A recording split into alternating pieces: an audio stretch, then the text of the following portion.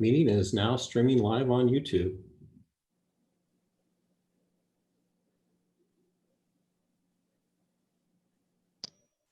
So we good, Shelby? Nope, it's still going. Okay. And it looks like you're live. Okay, good deal. Well, I think we'll go ahead and call to order this meeting. Oh my God, I got too many windows up here. So we will go ahead and call our City Council business meeting to order this Thursday, June 18th, 2019, or 2020, sorry, at 6:03 p.m. Lindsay, would you call the roll? Councilmember Lester, Here. Baker, Riva, Here. Cool, Here. Livingston, Here. Mayor Tom Phillips. I am here as well. We do have a quorum, so we will continue to move forward. So this meeting of the City Council in Norwalk City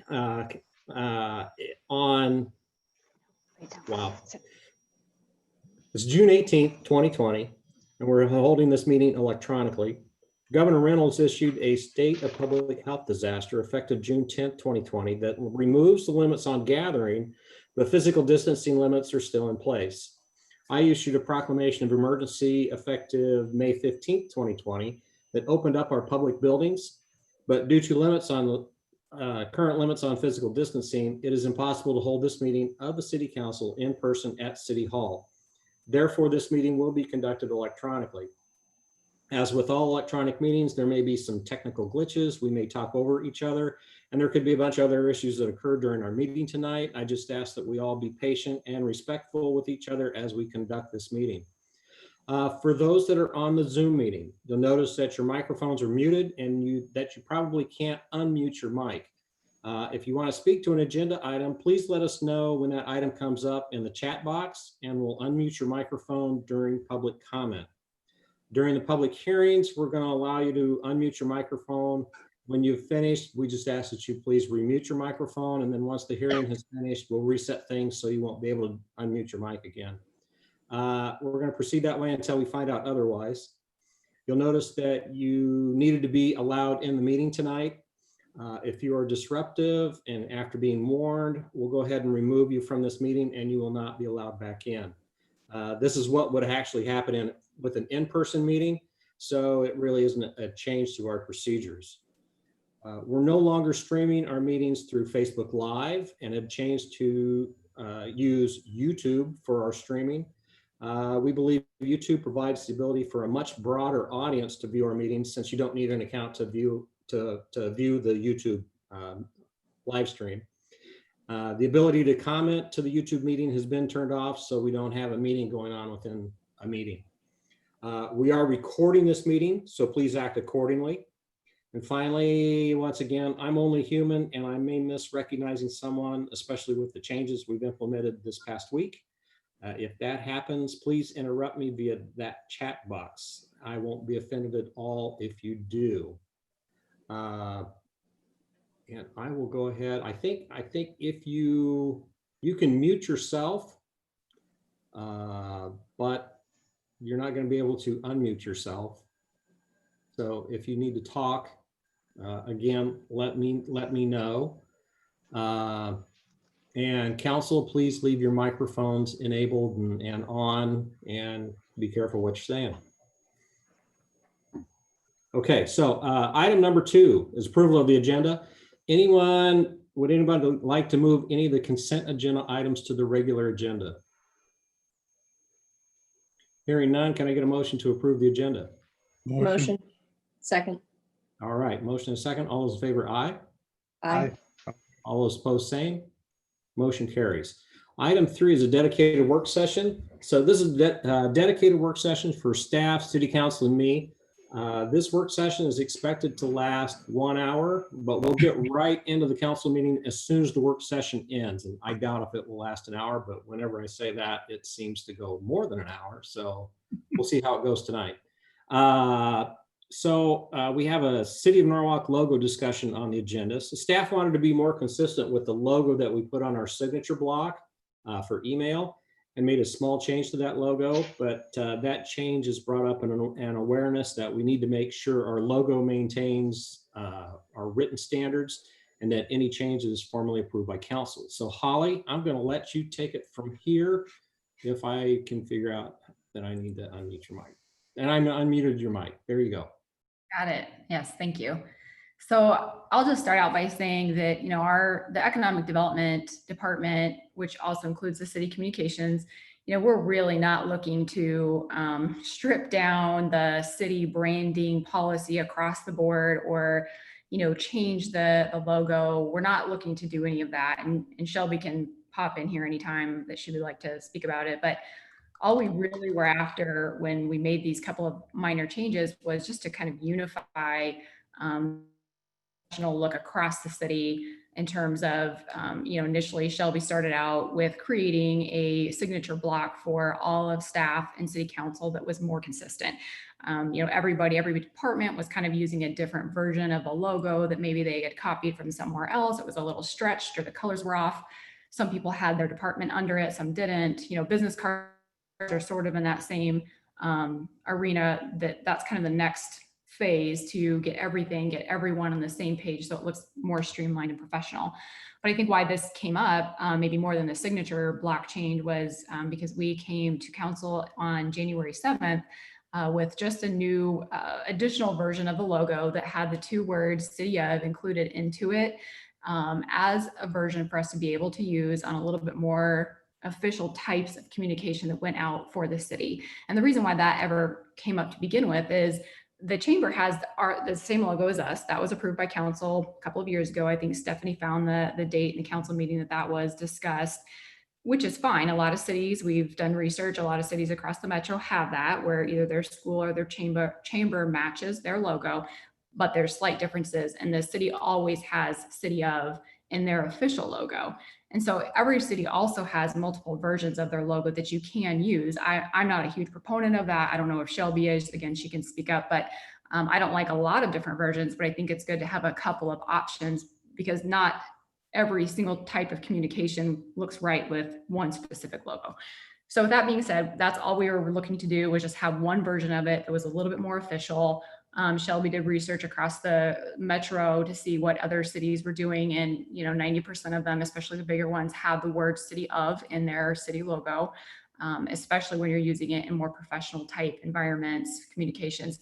And when we do marketing efforts or we're sponsoring something, an event where the chamber is also on those documents and our logos are right next to each other, ours just has the plain word of Norwalk and theirs has the exact same logo, but the Chamber of Commerce beneath it. So it was really vague. And we just kind of felt like we needed to make sure that the city was getting represented properly when we were participating in things. So that's really all we've gotten to. And Shelby's kind of started to put together some new, updated policy just for these couple of things that we're working on. But I know maybe Stephanie had some questions or wanted to talk about just rebranding in general across the city in the future. And I know that David had some questions or maybe concerns about that City of version. So we really just wanted to come back to you and find out what would you like to see out of this or see us do or not do. We definitely don't want to upset the apple cart. We just want it to look professional and consistent across the city.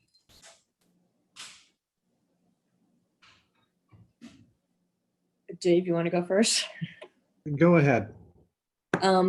I just want everything to be consistent. And the council approved the logo years ago, before I was on council, based on the marketing and branding study that was done. And we've tweaked it since then, which is fine. But the putting the City of under the arches was not one of those designs that were recommended or approved for use. So I would just say, if the logo is not working for us, or if there's confusion from the chamber, I hesitate to say, ask the chamber to change it because it's expensive to change. They'd have to change all their letterhead. I mean, I'm not looking to cause them undue expense. But if there is some reason why the logo isn't working for the city of Norwalk, for whatever reason, then I'd say, maybe it's time to allocate money in the budget for a new marketing and branding study that we can come up with something that does reflect where we are currently and the image we want to portray, as opposed to having, different colors, arches with names under it, arches without words under it, departments on bottom, on top, whatever it is. I like consistency, and I don't think that we have it right now. So my 2 cents, if you're done, Stephanie, I should double I'm check. done. Okay, I'm done. cool. My 2 cents are, I'm struggling with, when you asked for it the first time, you asked us if it was okay to use when it was going to cause confusion. So like, I'm okay with it, you putting the city of in there for when it's going to be sitting next to the chamber logo, but I was not expecting to see all of a sudden that city of was going to show up on everything. And I just feel like we've changed our branding to add city of to the logo, but we never actually approved it or did, you know what I'm saying? Approved it or did it at a council meeting. My understanding from that council meeting was that it was going to be used for when there was going to be confusion.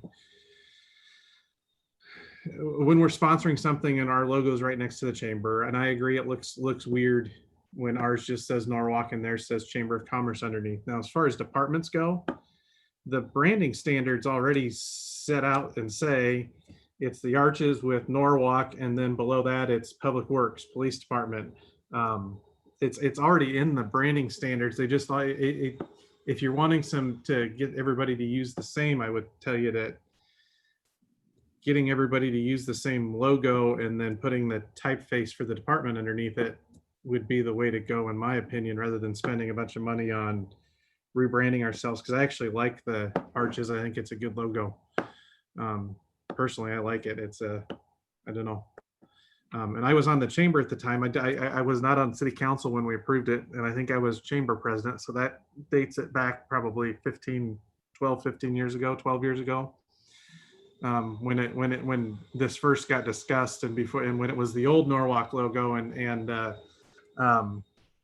I remember that the discussion at the time was whether or not the chamber could use it or not.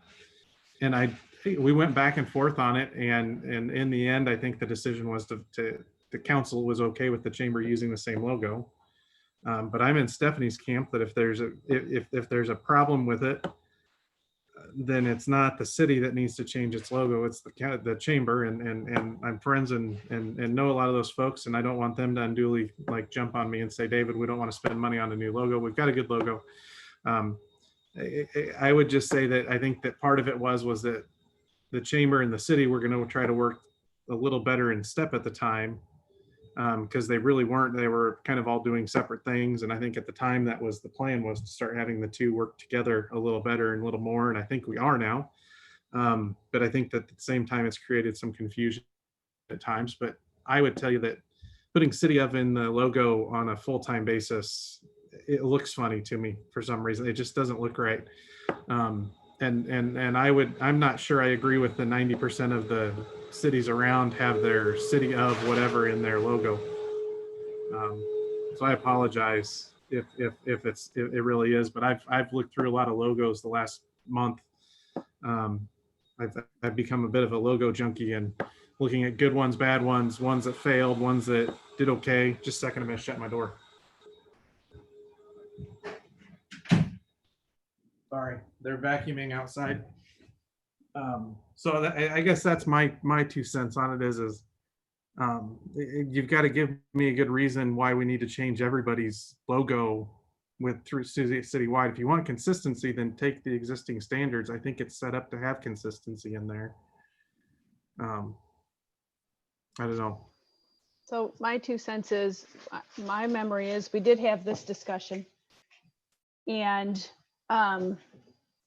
it was shortly after Holly started, because I remember that Holly did some things with some signage. It was after we had a discussion on branding that I think Stephanie spearheaded. And then Holly, sometime after that, Holly came in and she did some signage, and we said, well, this is not exactly what we had talked about. And we had a big discussion. And my memory is that we were going to use this generic Norwalk with the arches, all the same colors. We were all going to be on the same page with coloring. But each department would be able to say their department. I don't have any problem with the city of. I don't think we need to reserve it only for when there could be confusion because we're side by side with the chamber. I think frankly, it makes good sense to me for when it's a city publication to say City of Norwalk. I have no issue with it. I thought that's what we had discussed and decided a long time ago. Well, I think Jackie's right on the money, oddly enough. I like the logo, the way you've done it. I like City of. I like the departments being able to set their department identifier down below it because they may have specific documents that they need to do that relates to them. And I also agree on uniformity that we need to maintain a standard and having. So I guess from where I'm looking at it, I like what she's presented and I like the way it looks. And I wouldn't have any problem if we move to that being the city logo, I'll tell you the truth about it. Anyway, that's where I am. How many dollars would we spend if we changed our logo to add City of in there? Change all the signage, all the cars, all that stuff. How many dollars would it be? I don't know that we would need to do that right away. We could just change it through attrition. Yeah, that's how I do it, I think, Mayor. If we're going to change it, if we decide to do that. It's like using up all your old letterhead, you know? Right. And when we had talked about this on January 7th, and we had brought up the idea of having it as a version when we needed it for the more official publications, or if there's confusion, you know, we did fully plan to still have just the plain logo available for certain types of use. You know, if a department feels like the plain logo looks better because they have some sort of verbiage within it or near it that indicates it's the city, then they wouldn't need to use the kind of official looking one. So in the future, when we do replace signage, you know, the major signs, you know, we've been planning on that monument sign at the corner of Highway 5 and 28 for a long time. And we've been kind of slowly saving up some money for it, looking for grants and working on that, even looking for, you know, land swap, land donation for it to make it as affordable as possible. But, you know, maybe at that point, if everybody decides that that is the official logo they want, then maybe that's where it starts in terms of the signage, is that monument sign, and then slowly replace the other ones. But if we have the plain logo still available for use, you know, like other cities do have that option, then it wouldn't be weird or inconsistent because we have those couple of different options. And you guys are all correct on the departments being able to have their department underneath the logo. That is in the brand standards, and they're allowed to do that. But where we were seeing inconsistencies in email signatures and other places, some of them were just kind of copying, you know, the logos from other places. They couldn't find it. And before we had Shelby, we did not have a specific department handling that, which obviously at this point, Norwalk being as big and doing so well and growing, we had to have that professional department head, you know, brought back in there. So now that we have that, and, you know, she's able to send out the original, you know, logo and all the information that all the departments need, we can have that consistent look because theirs were stretched and the colors were off. So, and that's really the goal, is just to bring all that together and make it look professional and, you know, have a version that we can use that's a little bit more official. That's really all we were looking to do. That's not how I'd understood your January conversation on this. It was, we're going to use this when we have confusion with the chamber and we're both sponsoring events. I mean, that's kind of how that's all I'd understood from that meeting that you were talking about. That's what brought it up. That was the situation that brought it to light to us, really. But we wanted to be able to use it for both. And I do believe I mentioned both. I can go back and check the audio again, but I did talk about that we needed something that looked more official when we were doing official type communication. Why doesn't this one look official? You just keep saying it needs to look more official, but you can't. Give me examples of why our logo doesn't look official. Because it just says the word Norwalk. That can mean anything. It can mean any group, any organization. And when we look at Des Moines and Ankeny and the other ones that have city of in their logo, or at least a version of the logo, it's just clear that it's the city entity that's on there, not just a community. I just went through and it's about 50-50 as far as metro communities saying city of or just their town. I guess that's where I'm trying to figure out why does it look unprofessional to just say Norwalk? Just saying. I'm not sure that this is a discussion that we're going to agree on, which doesn't mean we can't have the discussion, but I don't know how you describe why I think it looks professional or why I don't think it looks professional other than what's already been said. My memory is what Holly said from the meeting. So clearly we don't all have the same memory of what occurred at the meeting.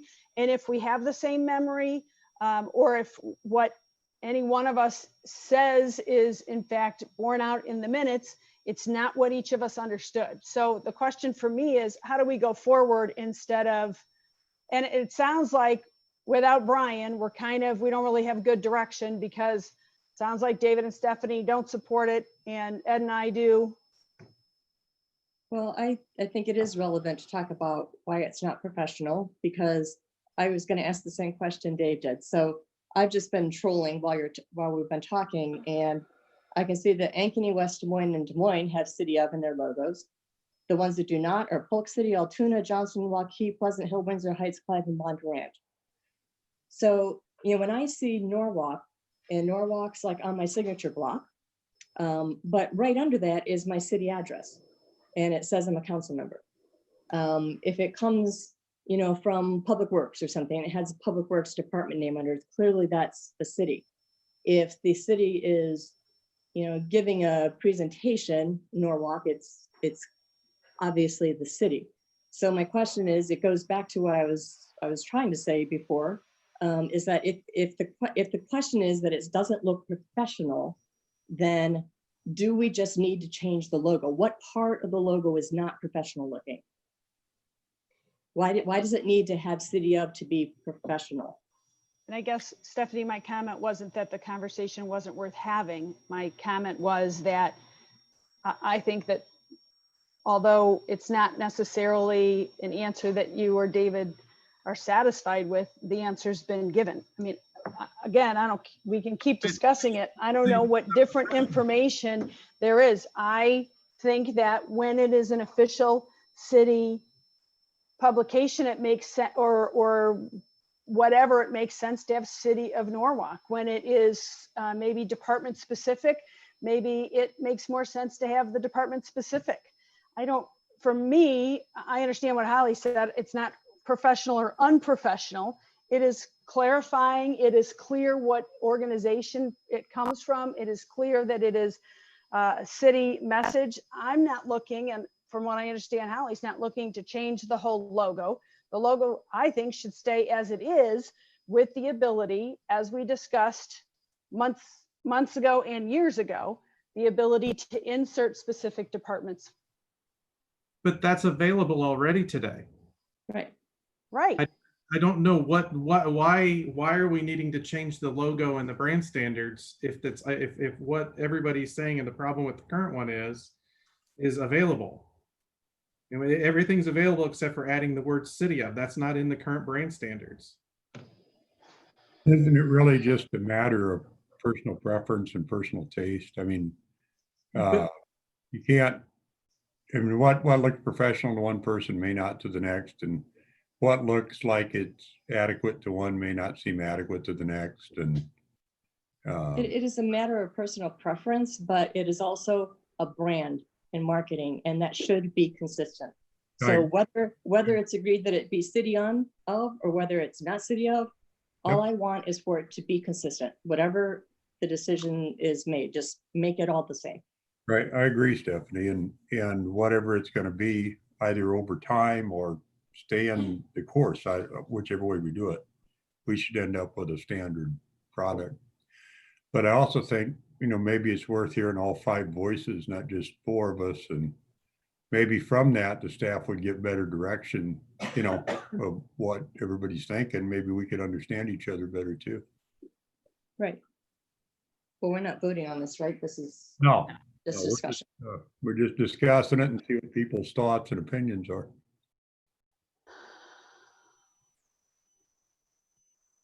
And Luke had asked Shelby and I to work on putting together just kind of a draft, rebranding or branding policy, or to update the one that we have. In case, we get to the point where you guys, if you do decide, yes, we want to change it to that officially, we don't want two versions, we just want that one. If you guys decide that, then we would have the branding policy updated and be able to move forward with that alone. But again, we are not really sure what everybody wants to do with it. If you're looking for kind of a clean sweep and that's the only logo, if you don't want to do anything at all, or if we can continue using that as a version when necessary. We just kind of needed that direction and guidance. And the last thing that I'll say about it in terms of professional or not, I don't know if I used that word. If I did, it's not what I was going after. Official was what I was indicating. So, we have these multiple Facebook pages that are out there and groups that are out there. Some are incredibly unprofessional and not ours, not the city's. We keep that strictly business, but there are other ones out there, and the community does think that that is a city page. A lot of bad things happen out there on those different. So I think that it's really important when and where we can to just make sure that it is official and it appears that it's official when the word Norwalk is attached to something that's connected to the city, that it needs to say that, because it is hard to separate all the different community entities and all of the different things going on out there. And I just feel like we need at least that version to use on the official side. It's not a professional or unprofessional. We love the logo. We just think that those words need to be in there, but we'll remove it if the council doesn't want it. It's not something for us to fall on a sword over. I guess I'm just struggling with how all of the different Facebook groups fall into this logo discussion, because none of them are using our logo or anything similar, are they? The topic in general is there are so many different Norwalk groups. But we're talking about the logo, so why does all of that fall into the logo discussion? It ties together because we need to make sure that whenever there's any kind of a connection to the city, that it's very, very clear it's the city. So what don't we have on that today? I mean, if they're not using our logo, then why, what would change with adding city of to our logo? I mean, I don't understand how that works. I'm not quite sure I understand. Well, you're saying that adding city of to our logo will eliminate the confusion as to what page is which. And if they're not using our logo today, they're just using the terminology Norwalk I. Well, what's going to change on the confusion side of it? I'm using the Facebook pages as an example of a greater scope of all of the different things that happen in a community. When you got chambers, school, community pages, all these things that are related to the word of Norwalk. And all I'm saying is I feel like when we do anything related to the city, that there needs to be something that's a little bit more official. Again, if you guys want those words removed, I honestly am 100% fine with it. We just tried to do what we thought was best and what we thought was right. You want it gone, it's gone. I'm not asking for it to be gone. No, I'm not. And I think that city of probably does more clearly identify it as city of. I mean, it's pretty simple. And I think I understand that's kind of what her comment is, that placing those two words in there makes it unmistakable that that's the city of Norwalk. And I guess I'm just trying to ask what's the confusing part today of our logo? Why is it not believed that that's the city's logo? Because there's only one other group that uses something similar, and it's the chamber. And if it really truly is confusion between the chamber and us, then we tell the chamber, use your stuff up and change your logo. I guess I struggle with the whole, well, it's not going to cost us anything, we'll phase stuff in over time, because I don't see that happening. I think if history repeats itself like it has on lots of other things, we're ready to hit the order button on a whole bunch of stuff that says City of Norwalk with this new logo on it. and spend dollars that I don't see needing to be spent on this. Especially when the brand standards say already, here's the logo, and if it's a department or whatever, you put it underneath. So I mean, that's all already there. And then I'm okay with using the word city of if you're wanting to use it to eliminate confusion with the chamber. But that's the only entity that's not a city entity that has something similar or uses our logo. Everybody else, nobody else should be using that logo. And if they are, our city attorney should be all over it saying, hey, that's not your logo, you can't use it. I guess my question is, are we going to have this same discussion again at the next meeting when Brian's here? Because we don't have, we are in two different camps. We don't have clear direction. I understand what you're saying, David. I don't have any different answers for you. I don't know that Holly has any different answers for you since she said the same thing 2 or 3 times now. So I'm not, if we're going to have the same discussion again when Brian's here, I'm not sure why we need to exhaust the topic now to do it all over again next time. Can I suggest a quick alternative? Or just I'm just throwing an idea out here. We'll do a spaghetti. We'll see throw it against the wall, see if it sticks. If we remove the city of, what if we, for the general city stuff, you put City Hall underneath the logo? Or just city. This minutia makes no sense to me. I'm fine waiting until Brian can be here, but you know, Okay. we hopefully will have all 5 of us here when we have that discussion again. All right, let's do that. Well, let's go ahead and end it for now. Yeah. We'll wait for Brian to be here. And once we know for sure that all 5 of us are going to be at the meeting, then we'll put it back on an agenda. Can you, this meeting minute, these are you're able to listen to this recording on our website, right? We're no longer on Facebook Live, but you can play this back on the link on our website. And YouTube. Yeah. Everybody good? I'm good. All right. Yeah, there's audio being recorded for online as well. Okay, so we'll move on then. Item number 4 is welcome of guests and public comment. Thank you for being on our Zoom meeting tonight. We will go ahead and open it up for some public comment. If you want to comment, you're going to need to chat and just chat and say, hey, I'd like to speak. And if you do that, we'll unmute your mic. We'll give you 3 minutes to speak. We can't take action on those tonight since they're not on the agenda. And also, if you'd like to comment on any item in the consent agenda, now would be the time to discuss that as well. So we're going to check and just wait for a second to see if anybody pops up on the chat.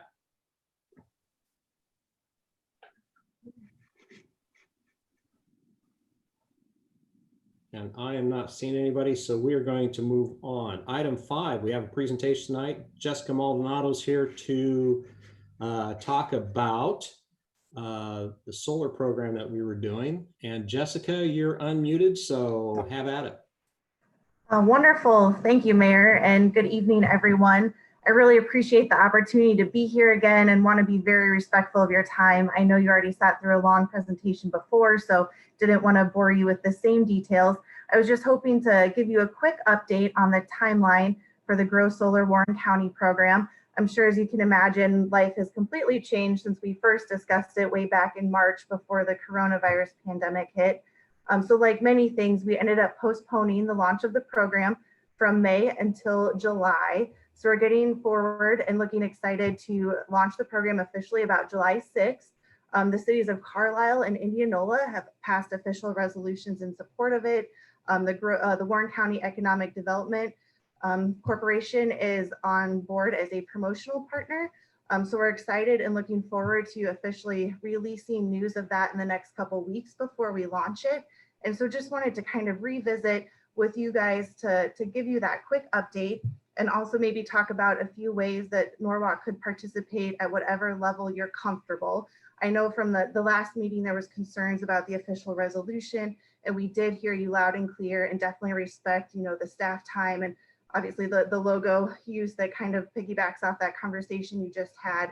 So wanted to just give you a brief update and kind of parlay a few different options where Norwalk could still participate at some level so that your residents and businesses are aware of the program and the free opportunity to learn more about solar. So one of them would be, the free resources available to help with streamlining of any permitting processes through our partnership with the Midwest Renewable Energy Association. There's best practices and really good technical experts that could help if the city would ever want to tap into those free resources to help with the permitting process. Of course, if you wanted to add your logo as a partner, like some of the other communities, that's definitely welcomed. But again, I know that is more of a tricky subject. There are going to be virtual webinars instead of in-person events. So you could also consider being a virtual host for a webinar if a community leader wanted to get on and talk and give an update about what's going on in Norwalk. And last but not least, there's other easy ways to help just raise awareness to the business and the community through whether it's social media or just something posted on the website. But just other different ways to help raise awareness so that people in Norwalk don't miss out on the free opportunity. So, investing in energy is a great way to help grow our local communities. I live in Norwalk, so I'm personally excited about the opportunity to see what it might cost for me to put solar on my home. And I know I have some other friends in the community that are also considering it. So just wanted to make sure that people know that there's an opportunity to learn, to get a free quote, and to possibly leverage that group buying power to get a discounted rate. So just wanted to give you a quick update. No formal request or action tonight. I'm happy to answer any questions and then maybe let you all talk offline about if there is a level of participation that you're comfortable with. Anybody have any questions for Jessica? No. Thank you. Yeah, thank you, Jessica. Thank you Thank all. you for the presentation. Thank you. Okay. Does anybody have any desire to put that on an agenda topic at a future meeting? No. I think we've talked about it already. Okay. All right, thank you. Item number 6 is the approval of the June 4th, 2020 minutes of the regular city council meeting. Were there any changes anybody saw? Hearing none, can I get a motion to approve? Motion. Second. And a second. All those in favor, aye. Aye. All those opposed, same. That motion carries. All right. Item 7 is consent agenda. We have expenditures, tax abatements, renewal tobacco permits. Have a neighborhood block party event application for Valencia Court and Orchard Trail for July 4th, 2020 from 5 p.m. to 11 p.m. Have a resolution setting July 2nd, 2020 for a public hearing regarding the zoning ordinance amendment to change garage widths. We have a resolution approving property liability and workers' compensation insurance renewal. We have a resolution authorizing the city clerk to destroy certain records of the city of Norwalk in accordance with the Code of Iowa. We have a resolution approving commercial improvement grant program payment to crayons and pencils for the second Norwalk facility for school-aged children in the amount of $50,000. And we have monthly reports. Can I get a motion to approve? Motion. Second. Thank you. I got to unmute Lindsay. I think. Sometimes the button works, sometimes it doesn't. Hang on.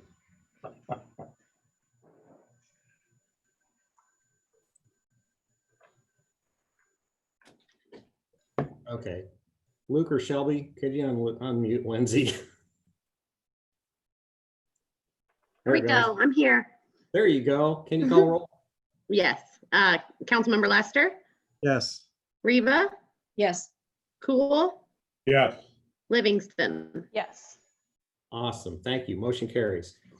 Item 8 is a public hearing regarding a community development block grant or CDBG, for community Wi-Fi. So we'll open up the public hearing at 6:42 p.m. So the need for the CDBG grant project is to expand Wi-Fi access for citizens that may not have internet access at home.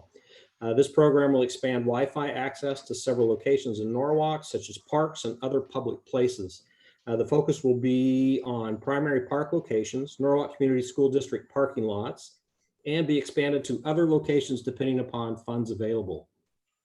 The amount of CDBG funds for the project is $21,500.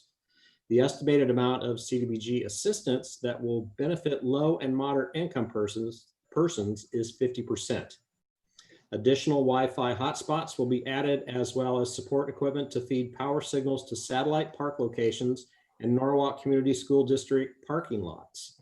There is no residential relocation that will have to take place as a result of the CDBG project. The city contact person for residents to contact with concerns or complaints regarding the project is the city clerk. So are there any community development and housing needs of low to moderate income persons in the city, and any planned or potential activities to address these needs? So Shelby, would you open up all the microphones? And then we'll ask for some public input on this item.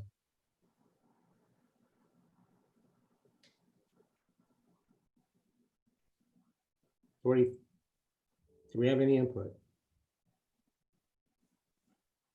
Okay, so let's keep the mics open. Are there any other community development and housing needs, and any planned or potential activities to address these needs? And I'd like to ask for public input on this item.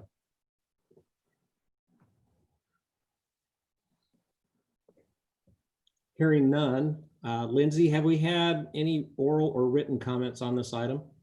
No, we have not. All right, thank you. Do we have any other public comment on this item?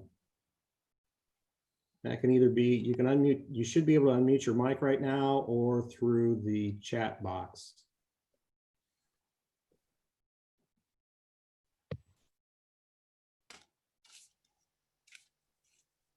Hearing none. Shelby, go ahead and reset the microphone so folks can't unmute themselves, and we will close the public hearing at 6:45 p.m. So item 9 is consideration of a resolution approving policies required for the CDBG award. So we just had the public hearing on this. Luke Nelson, do you have anything to add? No, there's an agenda statement, and you had a chance to look through that explains things. All right. Do we have any? Yeah, go. I have a question. I'm having problems. I can't get the packet up on the website, so I don't know what page to talk about here. But I just want to have clarification. It talks about the city having to assist individuals who might be, removed from low-income housing because it's being replaced.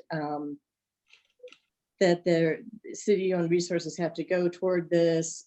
It just isn't clear to me, clearly worded to me, that we're only talking about entities projects that the city actually owns, right? I mean, you just Yes. asked questions, does the city own any of this? And we don't. And Stephanie, I've actually had a couple of other elected officials approach me offline about that same question. And Jim Doherty and I have had some discussions about this, that very specifically in these policies, it does define that these policies or these guidelines are for situations when we are using CDBG funds. So in other words, if it would be for a project that is used, that we help the city for some reason help participate through use of CDBG funds. Yes. Correct, only those projects. Okay, so if we adopt these policies, we just have to make really sure if we ever use CDBG funds in the future that involve any kind of housing, that we are financially and personnel wise set up to handle all of these requirements. Correct. Okay. You are, yes, absolutely. Okay. Jim, I know that you and I had a couple of discussions about this. Do you have any difference of opinion? No, I don't. I've reviewed it all. done some research relating to it. And yeah, if we were to use CDBG funds in the future for housing, yeah, we would have to be prepared to do that. But also it would be something that slips through the cracks, because if we were to accept a grant in the future, they make us reaffirm all these policies. So before we ever got that money in the future, whether it was this group of people that are at this meeting right now, or whether it was 10 years from now, there are different people, it would be on the forefront that we have to follow that before you'd ever get the money in hand. Stephanie, does that answer your question? Yes, so, but because it's in some policy, the actual like community block development grant policy, we don't need to specify that in our policy? It does say that in our policies. I can't, the website is not working for me. I can't pull it up, so I don't know what Well, it just, says. I didn't see that. well, tell you what, you take another look at it. I've gone through it several times to make sure that it's stated. If we've missed something, it's simply come back and make a change. And we can add that if we're missing it in a location. Okay, well, if it's in the location and I just can't see it right now and you can't point it to me because I can't get the website to work, then I'm fine. As long as it's in there, I'm good. Yes, I am comfortable that it is in there. Okay. Other questions? Thank you. I was one of those people that asked a question earlier, and they did point it out to me, Stephanie, that Okay. I had the same question. It looked pretty threatening to me when I first read that, that you might be getting involved in something here. I just wanted to comment too, that I think that this will offer us a lot of utility if we do this project, because there are a lot of other potential things we could do in and around the parks that might use this to facilitate that, Yes, absolutely. the park security and things like that, But so I like the idea, and I guess with those reassurances on the explanation they gave me, I'm comfortable with it. Mayor, I have nothing further on this. All right, thank you. Any other questions or discussion from council? Just as a reminder, as members of the public, if you want to comment on this, you can go ahead and say so in the chat box and we'll unmute your microphone for you for the item. So we will, is there any public comment? I don't see any in the chat box, so we will go ahead and can I get a motion? Motion. Second. Okay, I got a motion, a second. Lindsay, would you call the roll? Councilmember Riva, Yes. Cool, Yes. Livingston, Yes. Lester. Yes. All right, motion carries. Item 10, as a public hearing regarding an amendment to the subdivision ordinance. We'll go ahead and open up the public hearing at 6:51 p.m. Luke Paris, I'm going to let you take it from here if I can find you to open up your mic. I was able to open my mic myself. There you go. I believe Shelby's made me co-host, so I'm going to present my screen. I've got I thought the best way to kind of present some of this was just to run through a presentation hitting the high notes. So I've got some slides I wanted to run through with you all, and then take any questions. Then we can, I know we've got some developers and their engineers have some thoughts as well. So they'll probably want to make some comments as well. So let me get my screen shared. Okay. I'll find the right tab.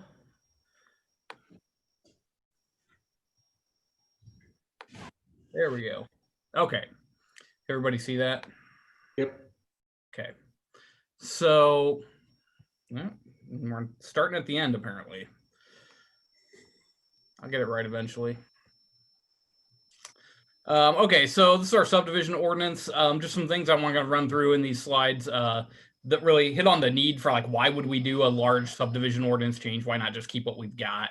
Talk a little bit about what some of those major changes are. And those are really the things that we kind of knew as staff were major changes, and we spent a lot of time on fine tuning. Those also were the things that our development community has kind of hit on as well. So most of those topics, those major changes are going to be things that you'll hear some comments on from that group as well. Then there are just a couple other minor things that we thought were important enough to bring to your attention. Again, this is a large scale kind of rewrite of our subdivision chapter. So there's a lot of cleaning up the code. Our existing subdivision chapter is pretty old. So there's just a lot of that in addition to these major changes. So why are we doing this? Well, we're proposing the ordinance so that we can ensure our development is consistent with our plans for future growth. So when we do a new comprehensive plan, we do a new zoning ordinance, those things change plans and rules and things for what the city wants us to be as we grow. And the subdivision ordinance is really one of our main tools to regulate how property gets divided, regulate how infrastructure gets built. And so making sure that we update that regularly along with those other two documents is really important, really, and especially on the construction side of things, because those are things that we're going to end up owning in perpetuity, basically. So we want to make sure our infrastructure is built to a good quality standard. That's why SUDAS exists. That's why all this stuff is there, is so that, you know, we can have some kind of base standard for how we want things to be. So really a lot of it's just ensuring that we're consistent with how we zone the city and how we're planning for the city. So it's one of those regulatory tools we have. The major changes that we are going to hit on are talking about park and open space dedication, some changes to design for standards for streets, some changes to our traffic impact study requirements, which we've not formalized yet, but we've started using that strategy on a couple of our recent projects, really just the one, our Holland Point project. So we went ahead and jumped the gun a little bit on that and worked with that developer to kind of follow that procedure. And I think it worked well. And then some minor changes to our submission requirements, and then how we plan to implement all of this. So the parks and open space stuff, again, I mentioned that one of the important things about the subdivision is that it's the regulatory tool that we use to enact and implement our plans. So in 2018, we did this parks plan, and we identified that, you know, we need to understand what we want our parks to be as Norwalk grows. One of the things that park plan did was identify that currently the city of Norwalk's current, and I'll say current, but this is really at 2018, but our current acres per 1,000 residents, which is kind of the standard way that you talk about parks, is 8.5 acres per 1,000. The park plan identified that that's below national medians for similar sized communities. Hopefully you can read that chart there I pulled right from the plan. It compares us in the green at the top at 8.5 acres to the other communities. What the plan ultimately ends up recommending is that at the time of the plan, currently, again, 2018, we were 75 acres short of meeting the goal that the plan set of 15.5 acres per 1,000 residents. The plan further identified that we need an additional 275 acres of parkland by 2030 to meet the community's goals. So you can see kind of on this chart where we're at 8.5 right now and how that compares to other communities. You can also kind of see where 15.5 would be and how that would compare to some of those other communities. It's important to note that some of these ones that are really big, like City of Des Moines, again, City of Des Moines says it includes state and federal and county managed land. So there's a lot of parkland that's not City of Des Moines, that's in City of Des Moines. So that's why their number's so big. Clive, Johnston, some of these other areas have built out around significant environmental features that they have preserved as parkland. So Johnston has the Beaver Creek corridor, Clive has the Clive Greenbelt. There are these opportunities that they've had as their cities have developed to kind of expand on that. And when we do more of our planning, we certainly believe we'll have some more opportunities to do similar type things that'll help us eat into that 275 acres from the city side. But in addition to that, as we grow, we want to try and make sure that we're staying standard with what the new development brings us with parkland as well. So there's really two sides to that coin. One, the city's going to have to do some work. The other is development dedication of parkland. So again, we've identified a need of 15.5 acres per 1,000. That's what we want to be.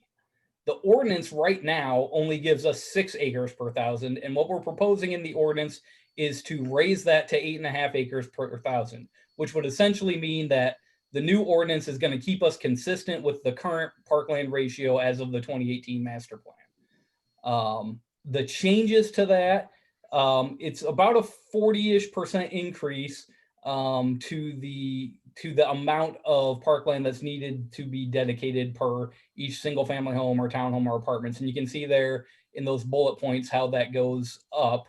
And that's the formula that we'll use. It's a basic multiplier times by the number of units that are being proposed. So in a 50 lot subdivision, we'd go from 0.9 acres to 1.27 acres. So about a little more than a third of an acre increase. Again, 40%, right around there. So, and then this just, I've talked about this parkland stuff a lot, and it gets confusing in my head sometimes. So I thought this was a good graphic again from the parkland that kind of shows everything. In the white circle on the left-hand side is our current 8.5 acres per resident.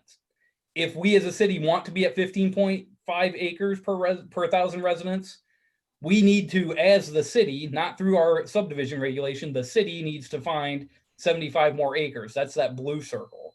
And then on the other side, by 2030, in addition to all that stuff on the left side, on the right side, we need another 275 acres. We're not trying to put that growth in parkland that we need to see. We're not trying to make that an obligation of the developers. We're just trying in this process to keep us current to what the status quo was in 2018, so that we don't continue to fall behind trying to meet our goals for ultimate parkland. Hey, Luke, I have a quick question for you. Certainly. And this is a lot, so if anybody has questions, please jump in. That land, there was some, I want to say it was like 40 or 80 acres south of Norwalk along the river. I think it was put in a conservation easement. I don't remember how many acres. It might have been 75. Jim Doherty may know. If the city were to annex south at some point in time and we were to, let's say we buy that land, is that, I mean, that's going to be a huge injection of the amount of acres that would go towards our parkland dedication. Do you know, in our parks plan, does it take that kind of thing into account? The parks plan understands that to meet our goal, the city is going to have to do something like that. Okay. It's going to be, it's a very obvious parks plan, and what it talks about, that the city is not going to get to plus 275 acres by forcing developers to increase the amount of parkland they have. That's okay. Lots of issues with that beyond just the fairness of it, which I would argue wouldn't be fair anyway. But there's legal issues with that, so we won't get into any of that. But what the parkland does do, and what we'll talk more in when we're doing our comp plan and we start land use planning some of those areas that we haven't now, is if we as a city want to be more in the median of this chart, if we want to be more in the middle of it and not kind of on the bottom side of it, the city's going to have to take some proactive measures using city dollars or city resources to eat into that. So most of that onus is on us as a government organization to figure out ways to do that. So that ground that you talked about, Luke Nelson, we've talked at various times about the need for a new and expanded sports complex.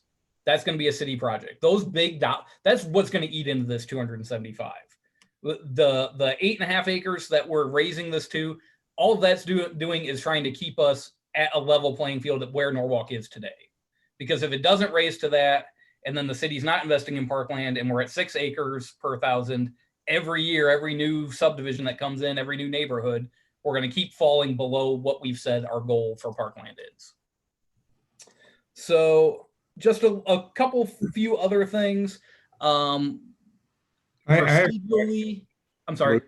Can I ask you a question? Yeah, go right ahead, Ed. So would our population density also affect the rate that we'd want to produce open space property? I mean, if our density of population increased dramatically, as an example, then the requirement for more acreage would increase markedly, wouldn't it? I mean, doesn't it could potentially, back here where we talk about the different unit types, Our code actually, and most parkland dedications do, for denser projects, a townhome project or an apartment project actually has less of a parkland dedication component to it than a single family home does. So if you're talking about density, and the density is really going to happen more from, a higher percentage of townhomes getting built over the next 10 years, then we're going to have more parkland than we would have under the current ordinance, but it's going to be less than if it was developed out as large single family lots. Yeah, so in essence, the acreage per resident, we would fall further behind, right? Yeah, in that instance, I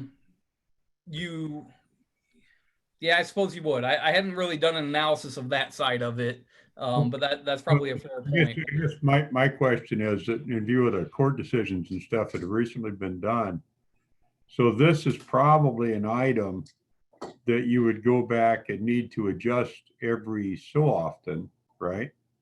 Certainly. I mean, anytime we go back and we make some changes and decisions on how we want to grow the city from a parkland perspective, we'll want to come back because again, these are the rules that tell us how we're going to get to it. Right. It's what we want to do in a different document, and this gives us the kind of playbook to get there. Let's say the city had an opportunity, whether it's that particular land down by North River or if it's another piece of land somewhere else, but somehow we were able to pick up 100 acres, let's say as an example, right? Yeah. That could change the dynamics of the equation. Yeah, it certainly could. I mean, at that point, if we get to 2030 and we do a new plan and we're past our goals, we may want to come back and look at the subdivision stuff and say, we've been a little too aggressive with some of that, and we can kind of tailor that back now. And that could be for multitudes. It could be we decide that, we want to really make sure that we're being cognizant of the cost of parkland to the city long term, and we feel like we're taking on too much. That may be a decision. I mean, there's multiple different reasons that you might decide to revisit that at some point. And the population, if a population increased and our rates weren't, we didn't have the rate of accumulation right, wherever it came from, right? Yeah. Then that could present a problem as well. Yeah, sure. Okay, thank you. Mm-hmm. Hey, just real quick, Luke, before you go on, Kathleen Connor, she made a comment in the chat. And she says, sorry, I can't see those. So the parkland dedication for single family homes, townhomes, and apartments is based on the average number of residents in the unit. There we go. I knew there was a reason why it was lower for single family. I missed that. Thank you, Kathleen, for clarifying that. So the density, Ed, the density of unit would go up, but the parkland per person, this is parkland acres per 1,000, would be the same across all of those. So you would expect there to be less residents in an apartment unit as there would be in a single family home. So okay, I missed that detail, and that's why we hired a consultant to help us with that as well. And I apologize, probably should have introduced Kathleen. We did hire Snyder & Associates to help with this. She's on the line. If we do need more assistance, we can unmute her for questions, particularly when we get into me wrapping this up. And so I feel like I'm talking a lot here, so let me get through this. thank you.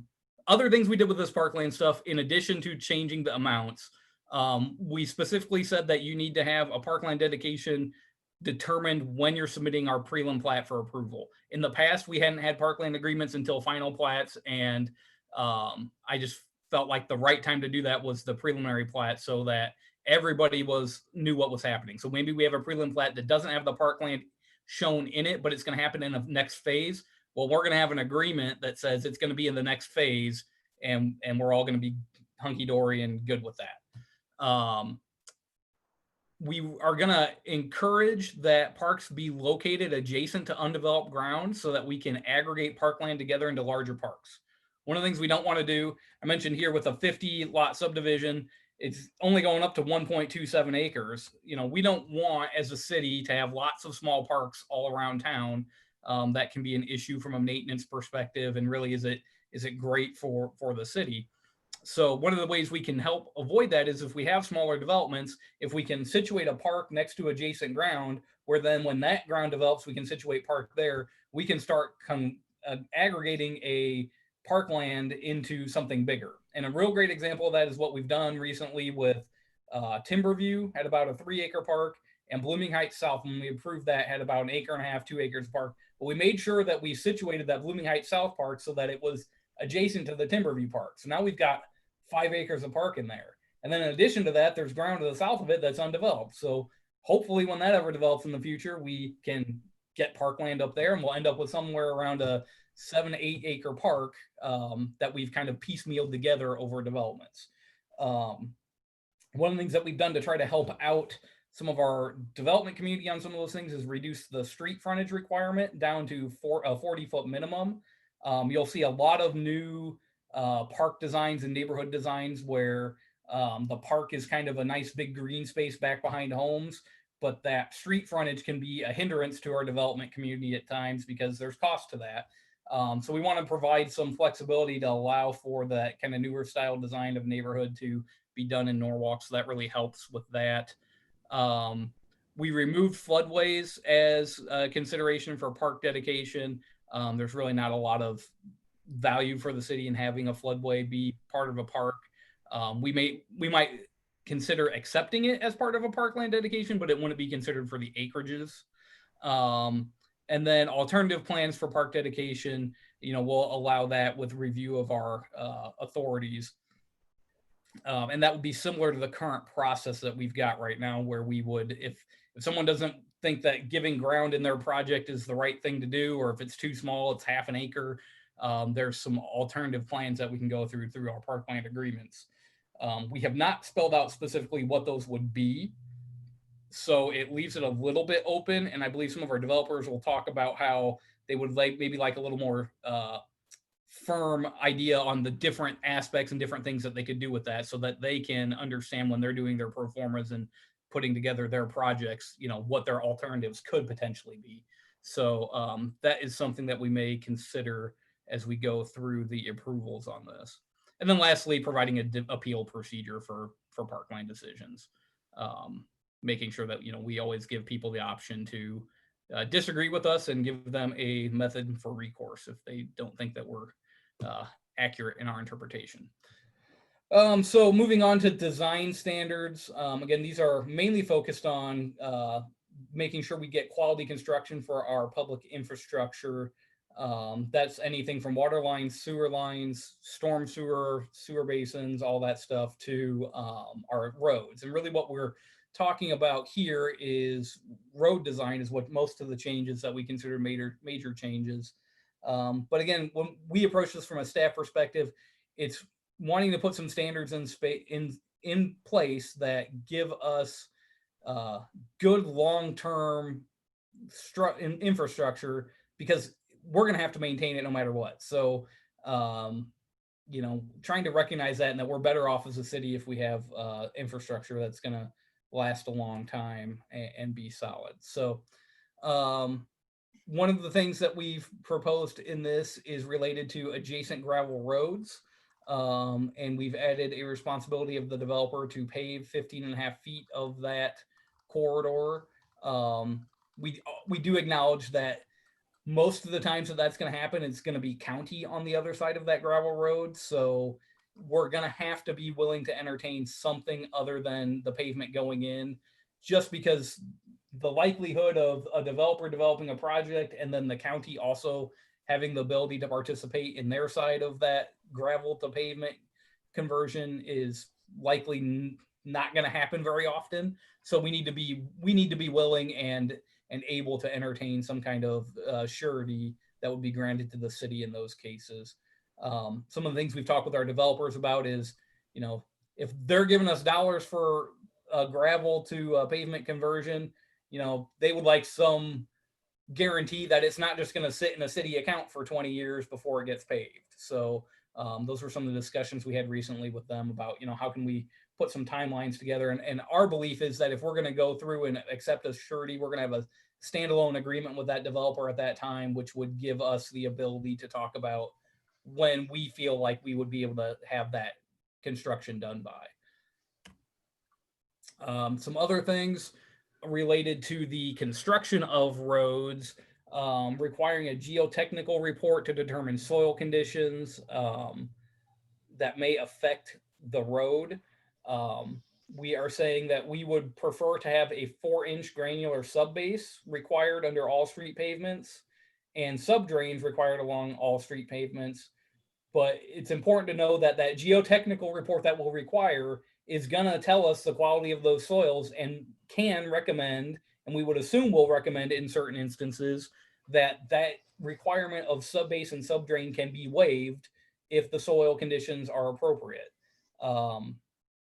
Our preference from a staff side has been to require the subbase and the subdrain and then let that report say it's not needed. Our development communities on the other side of it, they would rather have the report be required. And then if the report says the subbase and subdrain are needed, then they put it in. So we're a bit on opposite sides on that. They can certainly talk more to that and how that can impact some of their decisions when they're looking at land. But again, we feel like requiring it and then having it be able to be waived is a good way for us to ensure that we're getting good public infrastructure constructed in the city. Luke? Yep. When we're talking about this granular subbase, Wayne sent us some information about this. And so I just want to make sure I understand. Are you guys on the same page, I guess, the two different departments? Are you guys on the same page about this? Because I'm reading Wayne's stuff and it appears to me that he feels like we have historically been maybe subpar. Yes. So most of these requirements have come, and most of the discussion of this has come more on the engineering and public works side. I don't disagree with that. I'm not a trained engineer, so I couldn't talk to you real smartly beyond what I've just done about the need for subbase and subdrain and all of that. So Okay, but my question is, does what you have proposed in the design standards so that for the subbase and subdrain, does it comport with what Wayne says? Yes. Okay. What's proposed is recommended from Wayne. Thank you. So Wayne and Tony Belizzi have worked closely with myself and Kathleen Connor on this update project. So they've had lots of input through all this, and most of these design standard things that we're talking about are kind of originated through the public works and engineering comments to our kind of first draft of things. So okay. But I don't necessarily disagree with what they're saying. So, so that's that on design. Any other questions about some of that design standards before I move on to the traffic study stuff?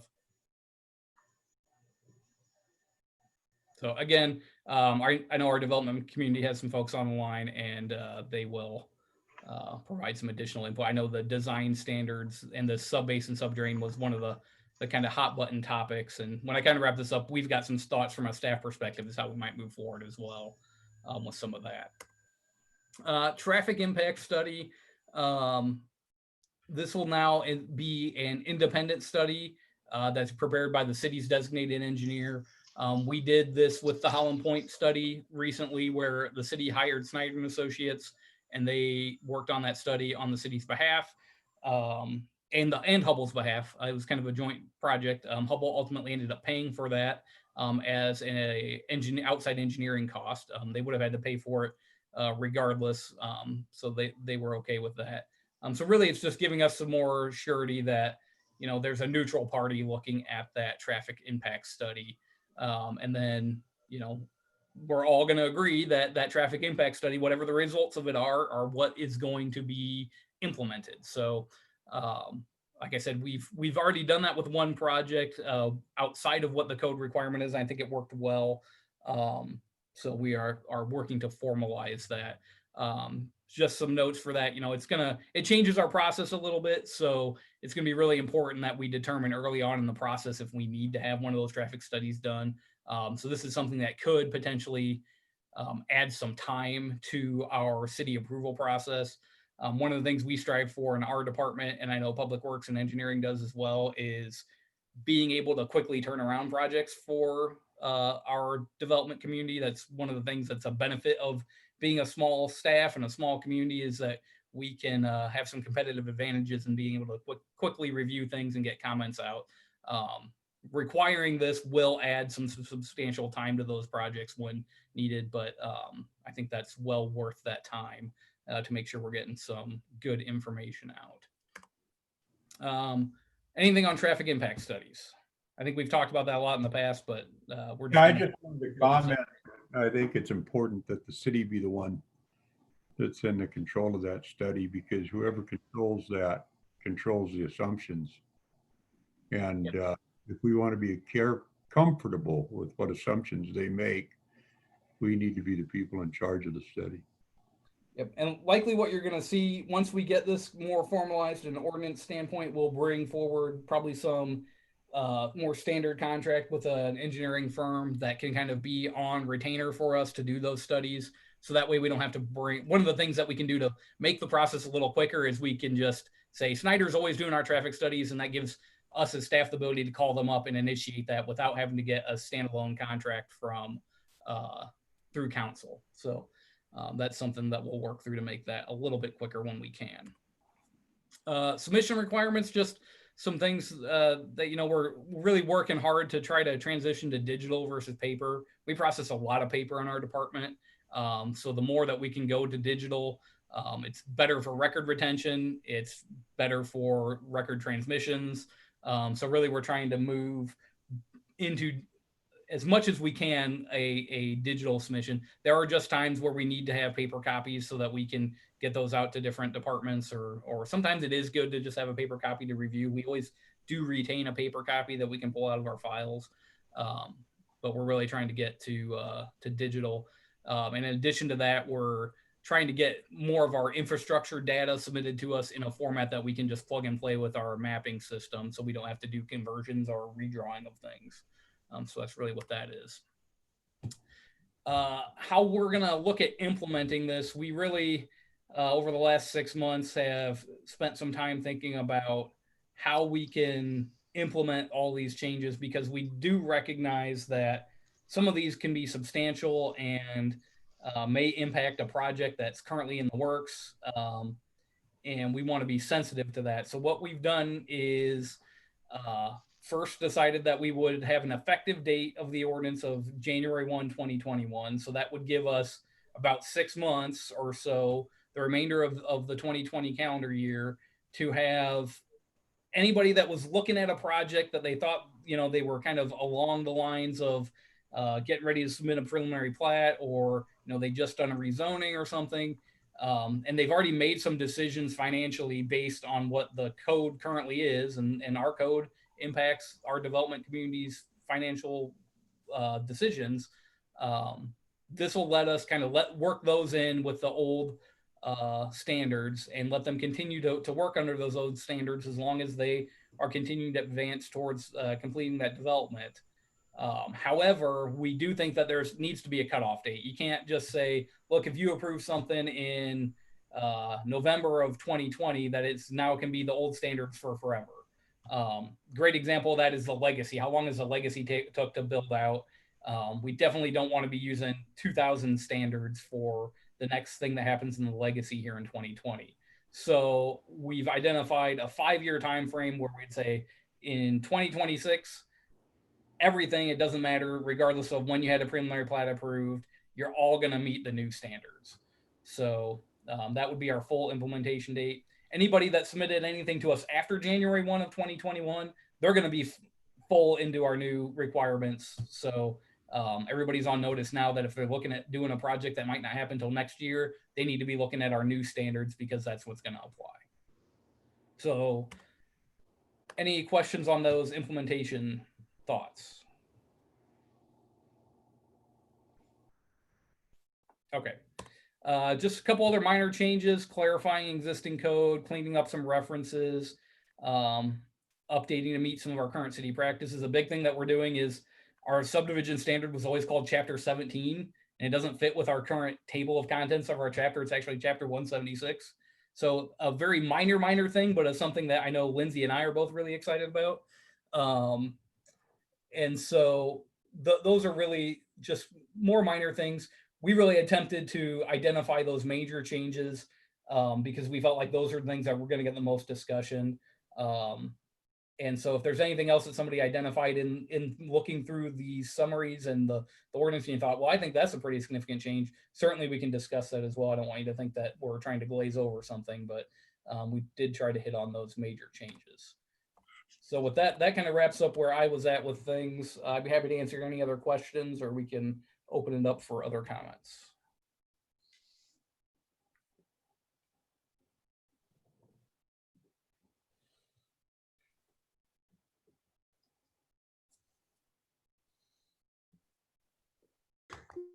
Got to unmute my own mic. So I know Chuck Becker wants to speak on this. I'm going to unmute Chuck, and then Shelby, would you go ahead and unmute or allow everybody else to unmute? So Chuck, you're on.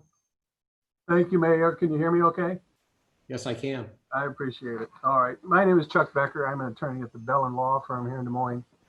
And I represent the Home Builders Association of Greater Des Moines and 155 members of that group, which are builders and developers in and around the Des Moines area, including Norwalk. Obviously, they're interested in these changes. These are sweeping changes. They are costly. You're not the only city doing it that we're looking at, of course. Just because of that, it doesn't mean that they shouldn't be done. We understand that, but when government regulation increases the cost to consumer, it's something we're concerned about, and these ordinance changes will do that. HBA has submitted an analysis done by Dean Rohair of Civil Design Advantage showing that if all the items were to be implemented, or the major ones are implemented, they'll add in excess of $10,000 per lot. You have letters from 3 additional engineering companies, I hope anyway, before you, that also raise serious concerns, and dollars, they estimate the dollars for those. And we'd hope that those would all be considered by the council before you move forward on this. With my time, I'll go through some of the primary concerns that HBA had. The subdrain base and subdrain requirements, we understand that this is an issue resulting from the city's desire to reduce the cost of street maintenance in the long term. We get that, we understand that. We don't want the streets to fail either. But there are a number of reasons for the street failure, and we believe that the proposed solution of, in all instances, having the sub-base is not going to have any effect probably in the majority of failures. And particularly in light of the high cost, we don't think that's the appropriate means of approaching this. It's our understanding, I can stand corrected, that there have not been engineering studies done in Norwalk that establish the reason, the science behind the failures that you have currently, or whether the sub-base would solve those problems. We believe that study should be done. We would be happy to participate in that in some way if you wanted us to do so, to help make people available. But until we've got that science, we don't think there's a reasonable basis to impose this particular requirement at this time. So our request is that before the ordinance requirement is imposed, a study be done to determine the actual facts. Alternatively, if the city believes it needs to go forward, we believe that this particular provision ought to be stricken and let the soil engineers do the necessary studies at each location.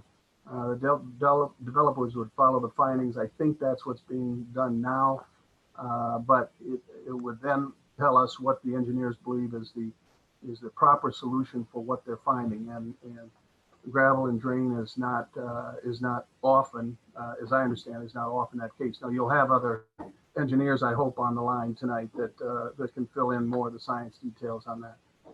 With regard to parkland, obviously this is an issue that's been litigated in Iowa. It's always a concern to HBA.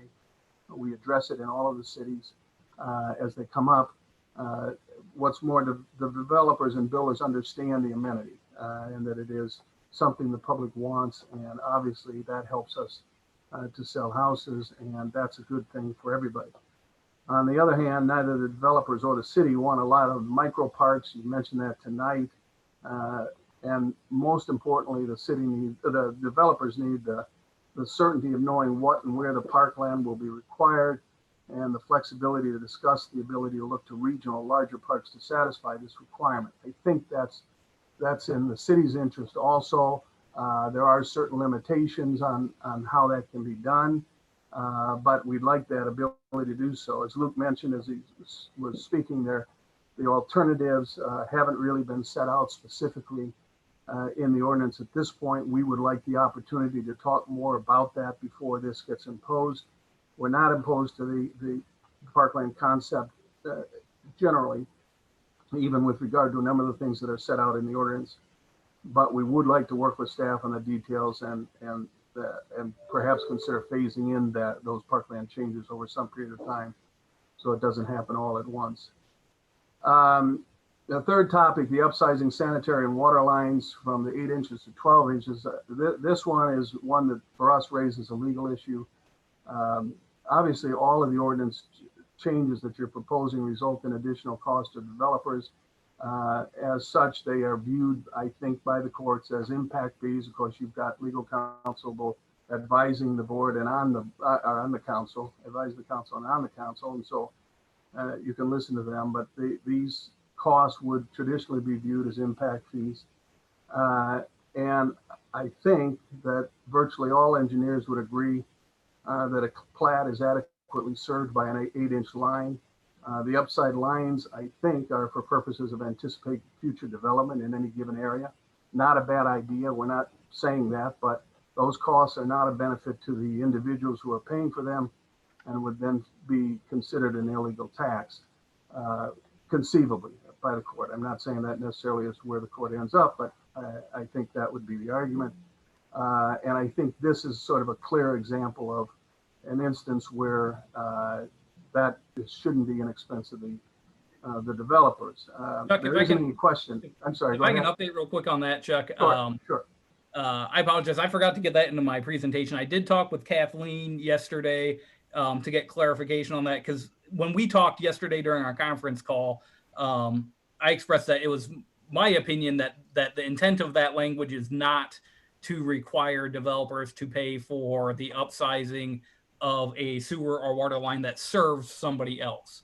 The only intent of it is that if for some reason we determine, and you're right, usually an 8-inch line does serve something, but if we as our staff and our engineer determine that something needs to be bigger to serve that project, then that is on the developer because it is serving their project. But if we are saying, look, hey, we want this to be a 21-inch pipe going through here because it's a trunk line and it's going to serve, another 300 acres, then we would work with the developer on an agreement to cost share for the city's portion of that. I appreciate that, and that clarification helps a lot. I would submit to you that's not what it says. So okay, we can clarify that. If you feel like that's not. I don't think there's any doubt the city has the authority to require an upsizing of the lines in the plat. They just, I don't think, have the authority to require the payment. But for what you're talking about the scientific analysis and the fact analysis of whether it is necessary to serve the plat. And I'm with you on that. I understand if if that required a 12-inch line, then so be it. I get it. And I think the developers get it too. And lastly, Kathleen's noted that she'll rework that section to make sure that is very clear that that's not our intent to impose an impact fee. I got it. Thank you. I appreciate that. Yep. The last one I'm going to touch on is the 15.5-foot streets and the turn lane requirements that are in the ordinance. Like the pipe upsizing, we believe the question of the legality of any adjacent street requirement turns on the benefit that's received by the particular plat. That'd have to be addressed on a case-by-case basis, and that's not anything that the city needs to do. And I get why you want to go with 15.5 foot. However, I will say the primary issue is the one that was raised by Luke, and that is the question of when the street gets installed. And we believe that the ordinance needs to be amended to include a reasonable time limit for when the city takes the developer's money for the street. to the time the street's actually installed. And if it goes beyond that time, the funds need to be reimbursed to the developer. I think that the law would support that at some point the benefit to the plat, and again, that would have to be a showing that the plat is benefited. And then the extent to which the plat is benefited is how much you could assess for that. And that might or might not be true with regard to 15.5-foot street or turn lanes or all of that. That's a question for another day. But certainly if it goes for 5 or 10 years and the money just sits in the city coffers and isn't used, I would question whether a court would agree that that's for the benefit of the plat. And so I would ask the city council to seriously consider having something in the ordinance that articulates exactly when that happens. And I appreciate the thought that there'll be a separate agreement, but the problem that we have a lot on these developments is we need certainty. We need to know what the rules are so we can price it out ahead of time as to whether this development is going to happen. And having a side agreement is a great thing, and that can be done. But the ordinance needs to articulate what the rules will be, and so we would suggest that's the place to put them. I'll end with that. I don't want to take too much time here. I've got a question for you, Chuck. On that last statement, you said something to the effect of, if we don't use it after X amount of the years, that the developer gets that money back. Yeah, whoever paid it. Well, it would be the developer, wouldn't it? Yeah, it would be. So why do you feel that that's necessary when that developer sold those lots for X amount of dollars already? I'm just trying to figure out why the developer's getting the funds back for benefit of that development. Because he paid him in for something that never happened, that he didn't get that neither the plat nor himself got the benefit of. That's why. I understand your cash flow analysis, right? I get what you're saying there, but I think the law says in order for the payment to be made, there has to be a benefit to the plat, and if there is no benefit to the plat, that money should never have been paid. The only person you're going to be able to pay back in that instance, I would submit to you, would be the developer, because they're the ones who paid it in. And I would have a lot of trouble with that, because I don't know that really fits who paid for it in the end. Well, okay, if what you're saying is it's split among the people who are living in the plat or something like that, that theoretically they have paid for it and so they should get the money back, that's a debate we can have. I'm not. Earlier you were saying things that it affects the cost to, all these things affect the cost to each lot. So why would it not, why would the developer then benefit by charging the lot owners early and then again getting this money back in 5, 6, 10 years? Well, I understand what you're saying, and as to who the money goes back to, I don't think you've got an alternative that fits the law other than to do that. But we can certainly talk about it if you want to. The reality is that the road didn't go in, but it has been paid for. What's a reasonable time on that? Because for me, it might be 20 years down the road and that road is going to go in. And to me, that's reasonable for having collected the money when it was developed. Yeah, and that'll be the debate point. I would disagree. I'd say maybe a maximum of 5 years, but 20 years I think is well beyond the ken. But the question you have to ask yourself, and that we ask ourselves, and your council members ask themselves, is what would the judge think is reasonable? And I would submit to you, holding $500,000 for 20 years is not reasonable. But again, we don't really need to debate that. I understand your question and your point of view on it. But, well, I keep asking these questions, and part of this is because you keep insinuating that it's going to go to court. So are you basically trying to lay the groundwork to sue us as a city? No, I appreciate that question, but it's sort of the hammer and nail. I'm a lawyer and I look at it from a legal perspective. That's all. And I'm trying to tell you what I think that the law does follow what the ordinance should be. That's why I'm pointing that out. That's all. It might be interesting to see a mechanism there somehow that ties the development of the development. I mean, it actually come into fruition, right? Generating the need and the implementation, the expenditure of the money. In my mind, that's probably a reasonable thing. because if you have 100 lots, you get sold, people get charged or whatever, but only 10 houses get built in the first 15 years. You know, I mean, there should be some correlation in there. And I might just suggest that that gets explored somehow. Okay, to yeah. Together. I understand what you're saying. And I think there are a number of ways to approach this, but none of them are easy because leaving the money in the pot with no basis at the time of taking it that there be a road. And I get the idea that the county problem is a huge one. It's, you know, it's going to be the county's responsibility to do the other half of the road. That's outside of the city's purview. County's got no interest in doing it. It could go on for decades. But if you were in that plat and you had bought a house and you had been told a road's going to go in there, that would be, and it never happens. I think that's a problem for the city. Well, and I think that as a developer, if you know those are the rules going in, right, then you may choose not to develop that piece of ground. That's true. Yep.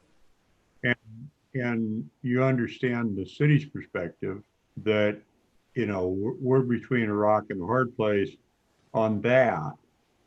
And that's an obligation that we can't fulfill because we're not on those boards. So it's in the developer's interest for us to find resolution on that that'll work. And I know you understand, Shirley, that we have to act in behalf of the best interests of the community and our taxpayers, but reasonable, you know, with the development community, because we want to remain competitive. I get that. Yeah, I understand your point. Okay. Thank you. Yeah. That's all I have, folks. I appreciate your time. All right, thank you. Luke Paris. Yeah, I just wanted to circle back. I apologize. I didn't clearly, I guess, articulate what our recommendation would be moving forward. I think what you've heard from Chuck is, you know, our development community, and I'm sure we'll have some other folks speak to this as well, definitely have some thoughts and some things that they would like to work with us on. I also want to help and recognize that we provided you guys a lot of information tonight, and we've had a lot of good discussion. And it's, you know, the way that we do things is this gets presented to you all as a public hearing and first reading. But from a staff perspective, we definitely don't feel like, hey, this is something we have to rush into and get done with. You know, we've spent a lot of time working on it. We've reviewed a lot of it internally as staff before we even presented it to our development community, and we've worked with them over the last couple months. I would have liked to have this done a little bit sooner, but, you know, pandemics happen apparently. So, you know, here we are. But I just want to let you all know that, you know, we've got good discussion. We can continue to have good discussion if we want to. A couple options to move forward. We've got a lot of this ordinance that is pretty mundane stuff. We could certainly go forward with approving some of that and making some, you know, motions to come back and work on these parkland and street things. We would be supportive of that from the staff. Again, we want to work with our development community. We understand that the city is a two-sided coin. It's the city regulation and it's the development community that invests money here to help build our community. And so, you know, we want to make sure that we get it right and not rush through that stuff. And I think Chuck's raised some solid points.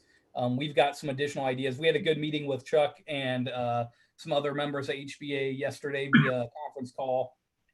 And so, you know, we're certainly willing to work with them and, you know, make some tweaks or try to get something clarified, or maybe there's some way we can implement some of this more effectively that makes it a little smoother for them. So I just wanted to let you all know that, you know, this isn't like a either or thing tonight. You know, we've got a lot of flexibility with how we proceed. So what would you like to see, Luke? I mean, what pieces of it do you want to hold back and what pieces do you want to go forward and why? If you wanted to move forward with things, I would think the things we would hold back would be things on the parkland side so that we could talk more about what some of those alternatives might be. When we wrote it the way it is now, we felt like that's going to give a lot of flexibility. what we're hearing from our development community is, yeah, it maybe does give a lot of flexibility because we're basically leaving the barn door open for whatever agreement makes sense for that development. But before that point, they don't have any guidance whatsoever as to what that might be. So it's on that flexibility can kind of be a hindrance on their side. So, we understand that. So maybe we need to look at what some alternatives could be written into the code. And certainly our old code had that and other codes do.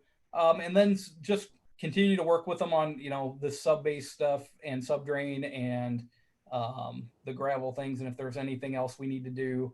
We talked yesterday about doing a study that the development community would help participate in funding that would look at areas in Norwalk where we are seeing pavement failures and what's really the reason for that. And, are we adopting code that is going to fix the problems that we're experiencing, or are there some other problem that is being caused that we need to look at it from another way? We believe as a staff right now that the requirement we've proposed would help the situation. I think most engineers would agree that sub-base and sub-drain make roads last longer.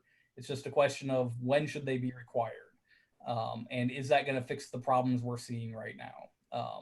Luke, do you have anything to add to that from, you were on that code as Carl as well, and we talked about some additional alternatives for moving forward.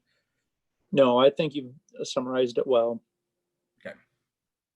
I guess one thing, if I could speak on, some of the comments that that Chuck made. In general, it is correct that cities, the Iowa code says cities can't create new taxes.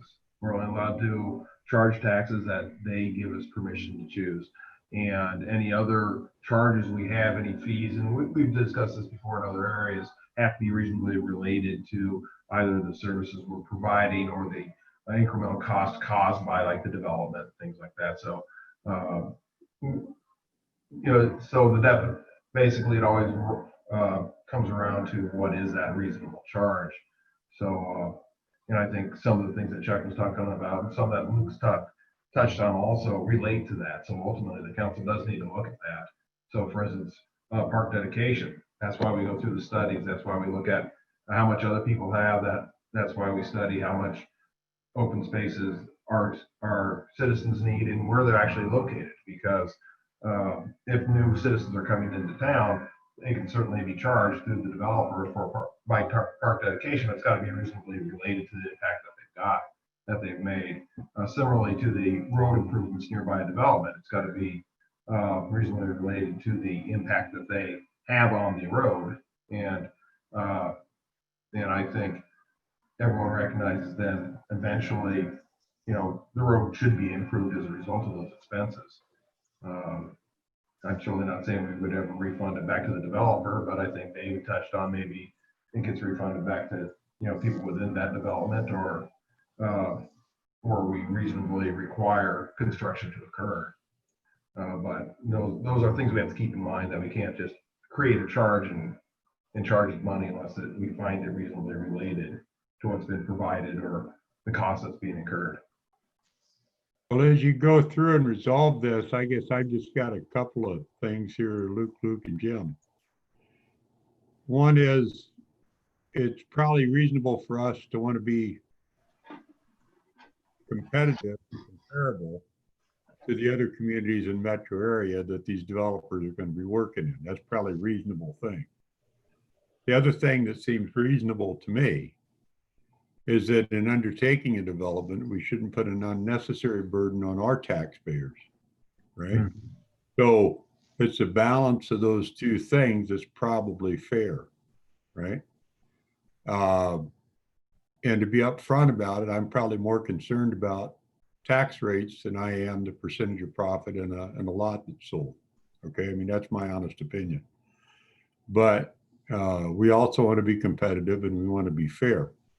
I do like the direction this is moving in, because I think it's an attempt to try to protect the city and to try to do things that are in the best interest of our community.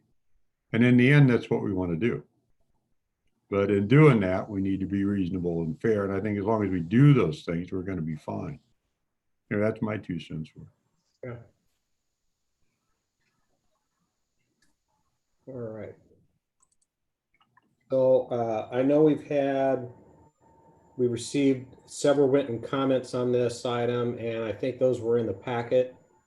Lindsay, have we received any oral or newly written comments? Not other than what was in the packet already. Okay, great. Thank you.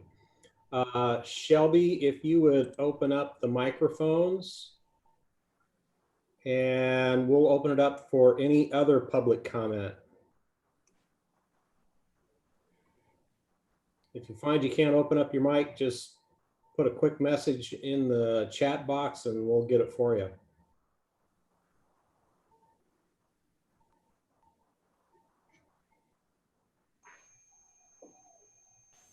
Where's Dave? Okay, Hey, can you hear me? I can. Okay, this is Dave Brown. I'm speaking on behalf of Diligent Development. All of you, I think, know that we have a significant interest in Norwalk, and not just from a development perspective, but also from a landowner constituent. And I guess what I would say is completely understand and respect the city's position and where this is headed. Understand the interest in protecting taxpayers and also ensuring the integrity of the roads and all those different matters. So from our perspective, you know, just the easy part here, the parkland stuff makes sense, okay? I don't think any of the developers on this call have any conflict with having a great park system and participating. It adds to the value of developments, and you know, I think as Chuck said, really the objective, I think, from what we would like to see is certainty. You know, whether that's you know, a defined set of acres. I've suggested a fee in lieu to provide flexibility before, if the fee in lieu that other communities offer is not sufficient and does not provide for the benefit, then, you know, define what that is. I mean, if that includes sidewalks and seating and grading and, you know, using the Warrior One Park as an example, you know, I think it's just coming up with some sort of a solution that meets the needs of both the developer community as well as the city, as well as the community. And also, you know, defining, there's certain communities that have standards for parks where, you know, a wet basin counts for a certain percentage, or obviously a golf course or green belts or something like that. But the challenge with developing a piece of property under the current standards is, you know, if in the example of a piece we recently looked at, you know, by Mackinac, if the city council determines that the parkland goes next to Mackinac, that takes away 10 to 12 developable lots, which translates to, you know, a big number when you factor in the economic impact.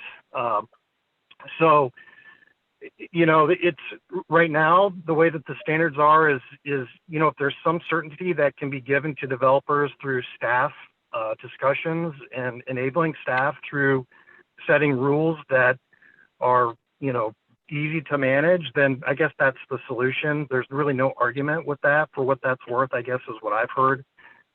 As to the subbase, everybody understands and agrees that Norwalk roads need to be kept up. And I don't think, again, the developers have any conflict, and certainly we don't either. But I think, you know, we asked city staff was, you know, open with, here are the issues with what's going on with Norwalk roads. They were driven by Joel Jackson, an engineer. If you haven't read Joel Jackson's report of what's going on with the roads, it's required reading for the staff and council. And you know, basically that in summary, you know, the Echo Valley is an issue. That's asphalt. That's not apples to apples when you factor in the standards that are currently set. Lakewood, as I understand it, and there's some engineers that can talk to this, is 50 years old. It's old standards. It was a private development and not under the existing standards. And Joel Jackson looked at High Street, which I drove out there too, and it's a disaster. I mean, there's no ifs, ands, or buts about it. And Joel's conclusion is that had to do with sloping, engineering standards, and different things. And you know, if you go up to the top of the hill in the adjacent plat on High Street, there isn't a problem at all with the adjoining road until it goes into that sloping area, which is clearly a major drainage way. So, he would state that that was an engineering issue. There are other things that he talked, and I don't want to speak for Joel. He can correct me if I'm mistaken, but you know, I'm not an engineer, but I drove down and I saw slopes in a major drainage area, and it seemed to me that that was an area where significant, you know, emphasis should, you know, could or would have been placed. Now, putting subbase on the balance, I mean, Orchard Hills reference was made to a dip there. You know, engineers are saying that's a trenching issue. And so I guess really, you know, I think the objective is before putting a significant expense on, you know, the developer, and not just that, the landowner, let's evaluate and see what the issues really are, because I'm not certain, based upon what the engineers have reviewed, that there is a complete understanding. So take a step back, and city staff, you know, has been said, yeah, let's do that. Let's look at that. Let's work through that. So I guess I'm not hearing that was an issue. But, you know, to put this in perspective, and I know that costs are, you know, you got the taxpayers, and you need to balance that with what, you know, the maintenance is and the cost. But, you know, as a landowner constituent, and factoring in, you know, how other landowners would look at this, take the developer side out of this. The subbase requirement adds $3,300 on average per lot, times 3 to 4 lots per acre, which is standard. That's $10,000 of additional expense per acre. If you factor in parkland, you factor in road adjacency, you factor in all the other different factors. There's, you know, in the case of Warrior Run, you've got the gravel road adjacency, and you've got the subbase. So for every $3,300 per lot, that translates to $10,000 per acre. So, you know, if that's a $6,600 cost at Warrior Run, that's a $20,000 per acre cost over and above, you know, what ordinarily you would expect. If it's $10,000, if that's the additional cost of these subdivision rules, landowners are going to be subjected to a $30,000 per acre cost that when developers or anybody goes in to evaluate Norwalk properties, let's just assume the average price is $25,000 per acre today. If you add $10,000, $20,000, $30,000 per acre to the cost that a developer is going to have to mark in to their pro forma, because the subdivision standard states that you have to have subbase, and if you have it in there that it's required, you know, that's an assumption, that's a financial assumption that must be made. But you know, that takes Norwalk's land to really a completely uncompetitive and unmarketable point. And that's not, again, that's not a developer view. That's just, I'm just being objective here on what, you know, the analysis that goes into a development and the potential impact here. And I'm not here to say the sky's falling and be hyperbolic and that, you know, nobody will develop and all that. But I'll tell you, it absolutely will have an impact. And it had an impact on a project that we looked at that we passed on because of this, because of the uncertainty. And then the last thing I would say is the gravel road adjacency, the upsizing, all that stuff. I mean, I just, you know, my issue is fundamentally, how is it fair to have Warrior Run be required to pay for half of a gravel road that, you know, the allocation of traffic may, you know, to that or future artillery road would be 5%. And I'm not saying that's the number, but there should be some proportionality, and that's what I've asked for and promoted in the past, is like, if you're going to charge these adjacency or upsizing or whatever fees, there should be some allocation. So, you know, again, I just, I don't know what the perception is, and that the developer community and the people that are on this call are 100% in favor of working through this. Those are the discussions that have been had, but it feels like taking a step back would be worthwhile, you know, toward the end of making sure everything is in the right place. But that's what I have, and thank you for your time. Right. Thank you, Dave. 5560124, are you wanting to speak? Yes, this is Kevin Johnson. Most of what I was going to say has already been said, so I won't All right, drag it Kevin out. Johnson, Mr. Johnson, can you give your address or your company or both? Thank you, Jack. It's Accurate Development. We purchased a piece of ground out on G14 That's why we're here speaking. I don't know. G14 doesn't have an address yet, so but it's out there on G14. The address, Kevin. address is 9500 University, West Des Moines. Thank you. Thank you. Yeah. So the main thing I wanted to touch on was the gravel under the paving. I'm not a soils engineer. I look to soils engineers to give me recommendations to do it. But what I can tell you is that in the 30 years that I've done this, typically most of the problems are not a subgrade base issue. They're more of plumbing ditches, overwatered areas, so on and so forth. And I think that our community wants to make sure that the money we're spending is actually fixing the problem. So, for instance, fixing the top foot and putting a granular base on, if the true problem is 10 foot down, that really doesn't do anything, and it's not really helping anything other than raising the cost of the lots. We would rather focus our money, and I think that somebody had mentioned, I think Chuck had mentioned, that we would be amenable to contributing to figure out what the issues are. But when we had the discussion with Luke and Luke, I says, well, as a percentage of the paving, what percentage is going bad? Is it 5%? Is it 10%? Is it 100%? And then no, they didn't really know, and I don't think anybody really knows. Or is it just 5 or 6 different areas? So that's really more of a targeted approach I think we should take. Our benefit as a developer in the city is to do a good project. We want you guys, when we come in with the project, we want you guys to be glad to see us, not, oh, here's another guy, that's not being a benefit to the city. We want to be an asset to the city. We want good projects in the city because we want Norwalk to grow, because we want to develop more ground in Norwalk. So I think that's the best approach to take, is be more targeted and really hit the areas that really need the money spent on it. And I don't think anybody is going to be opposed to spending more money to give a better product as we deliver it out. But what I don't think anybody's in favor of, and I don't think the city is either, to just throw money at something that's not really going to fix anything. So that's really all I had to say, which is pretty much everybody had said before, but appreciate your time and thank you. All right, thank you. Brad. Brad Cooper. Address? Brad, did you want to hear talk? me?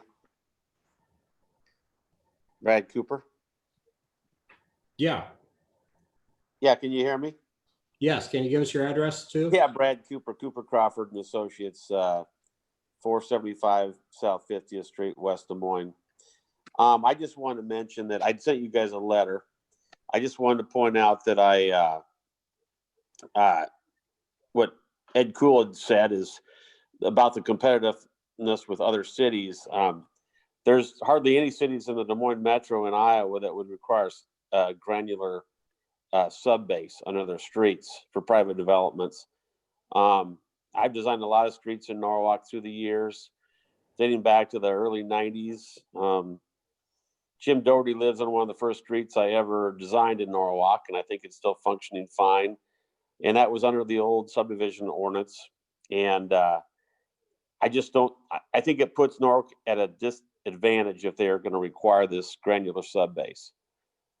It's a huge expense that's not necessary.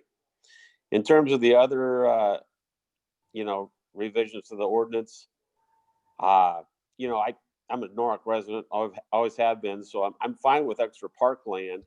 I do think some of those numbers in your graph that you showed earlier are skewed. Like Urbandale always used to require parkland, but it was always like the drainage areas, the wooded drainage areas behind developments, so they could put their bike paths in there in the future, which they've done now. So there's a lot of parkland area that's not what Norwalk could actually require right now. Norwalk, their parkland right now, we basically have to grade them fairly flat and usable.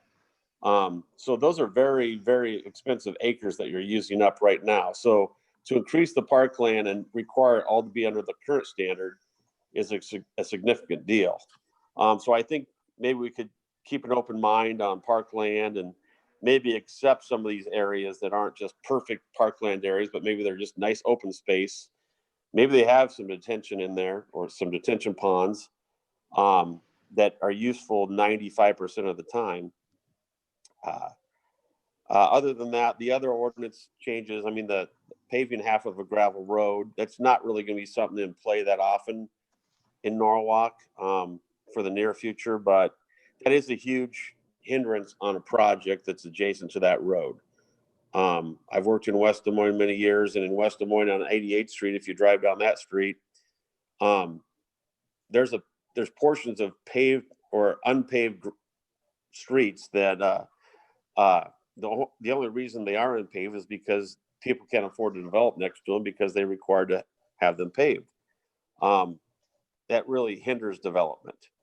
So all of these changes, even though some of them are, not bad changes, all of them really hinder development in terms of the extra costs. So I just hope you think about that in terms of how Norwalk relates to other cities in the metro. And I really want you to consider that crushed aggregate situation, because in my experience, I don't think that's going to help anything in Norwalk. That's all I have.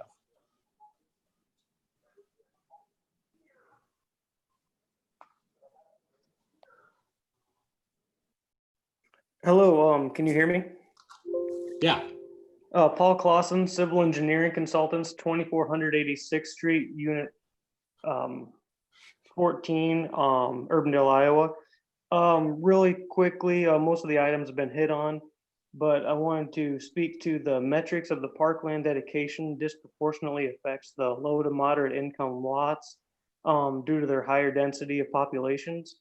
And also that you're requiring the traffic impact studies, which a lot of communities are going to, and also requiring the geotechnical exploration reports, which is good and what a lot of cities are also requiring for public projects. But I would just suggest that with respect to the requirement of subbase and subdrain, that you defer to the professionals putting together the geotechnical reports and the traffic impact studies.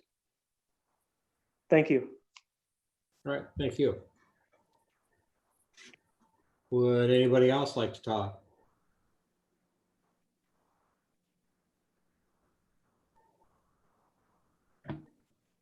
Going once, going twice. All right, shall we go ahead and close down the mics then? Thank you. And we will close the public hearing at 8:05 p.m. All right, item up, does anybody need a break? Yes? Okay, so we're gonna take a quick, 10-minute break. We'll be back at 8:15.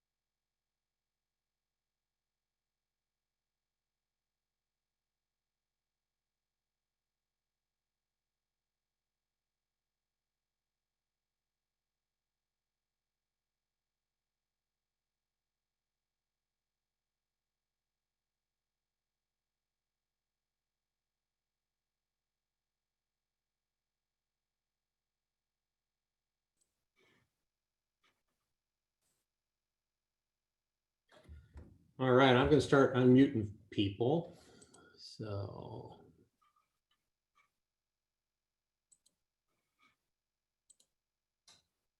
I think anyway.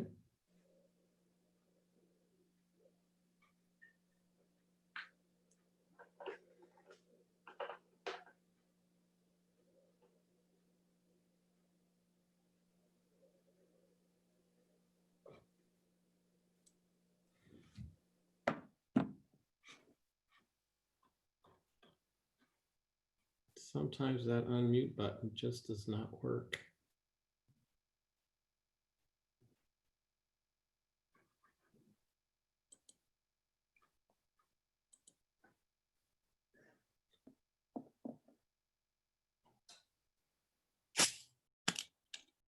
Where's David?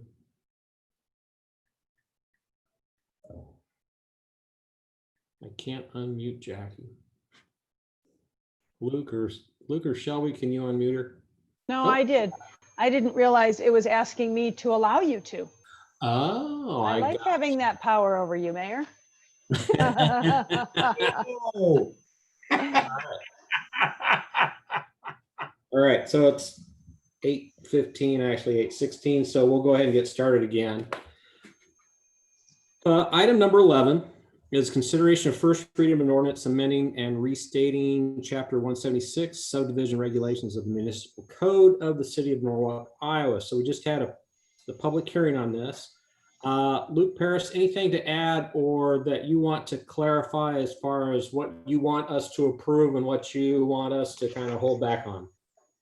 Just, I guess our recommendation as staff is if we're going to approve something tonight, we'd recommend that you make a motion that we take a further look at the street design standards. So the gravel pavement, the sub base and sub drain, and then taking a second look at that parkland dedication.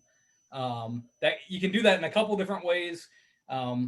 If you wanted to table the whole thing, we could probably do that. I don't know that we're going to have answers to those three things by the next meeting. So I think probably the best route to go would be to just ask us to keep those sections as they currently are. And then when we bring the second reading back to you, we can just, like parkland is going to 8.5 acres per 1,000. We can do a tweak to the current ordinance that we've written to make it or 6 per 1,000 as for what the current code is. Basically revert some of that stuff back into the language for the second reading. And then we'll continue to work through these kind of topics that the HBA and some of our developers and engineers have brought up to get more of a consensus among staff and those groups. Okay. Hey, Jim, is that too much of a change for a second reading? So are we looking at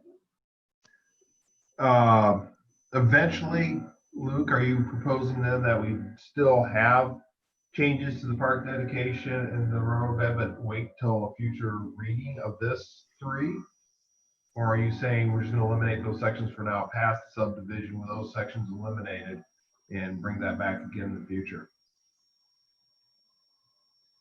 I'm not certain, Jim. There are parts of this ordinance that we are fine with proceeding with and approving. There are parts that we think we've got some of our development community raising some valid points that we would like to have some time to work more through. So we can accomplish that 2 ways. One, we could just put the whole thing on pause while we continue to work through those things. But then there's some things that we'd like to get in place that we're not going to be able to get in place. Or, is there any way to piecemeal this together where we say we're going to bring back the parkland thing? It's definitely going to happen, but maybe this round of approvals doesn't include it. I guess what I would say is if we're really going to spend time to study the roadbed and the park improvements, and we want time to look at it, I don't see how we could bring it back even in the next 2 or 3 meetings if we want to thoroughly look at it. So I guess what I would say is the council can certainly proceed with the subdivision ordinance and do its first reading, but just eliminate those sections from it completely, with the understanding that staff can look at it more and bring it back to the council at a future meeting, and it'll be a completely different amendment to the subdivision ordinance. It required another public hearing and everything, but it sounds like if we're not satisfied with where we are on those items, that's probably the best way to do it.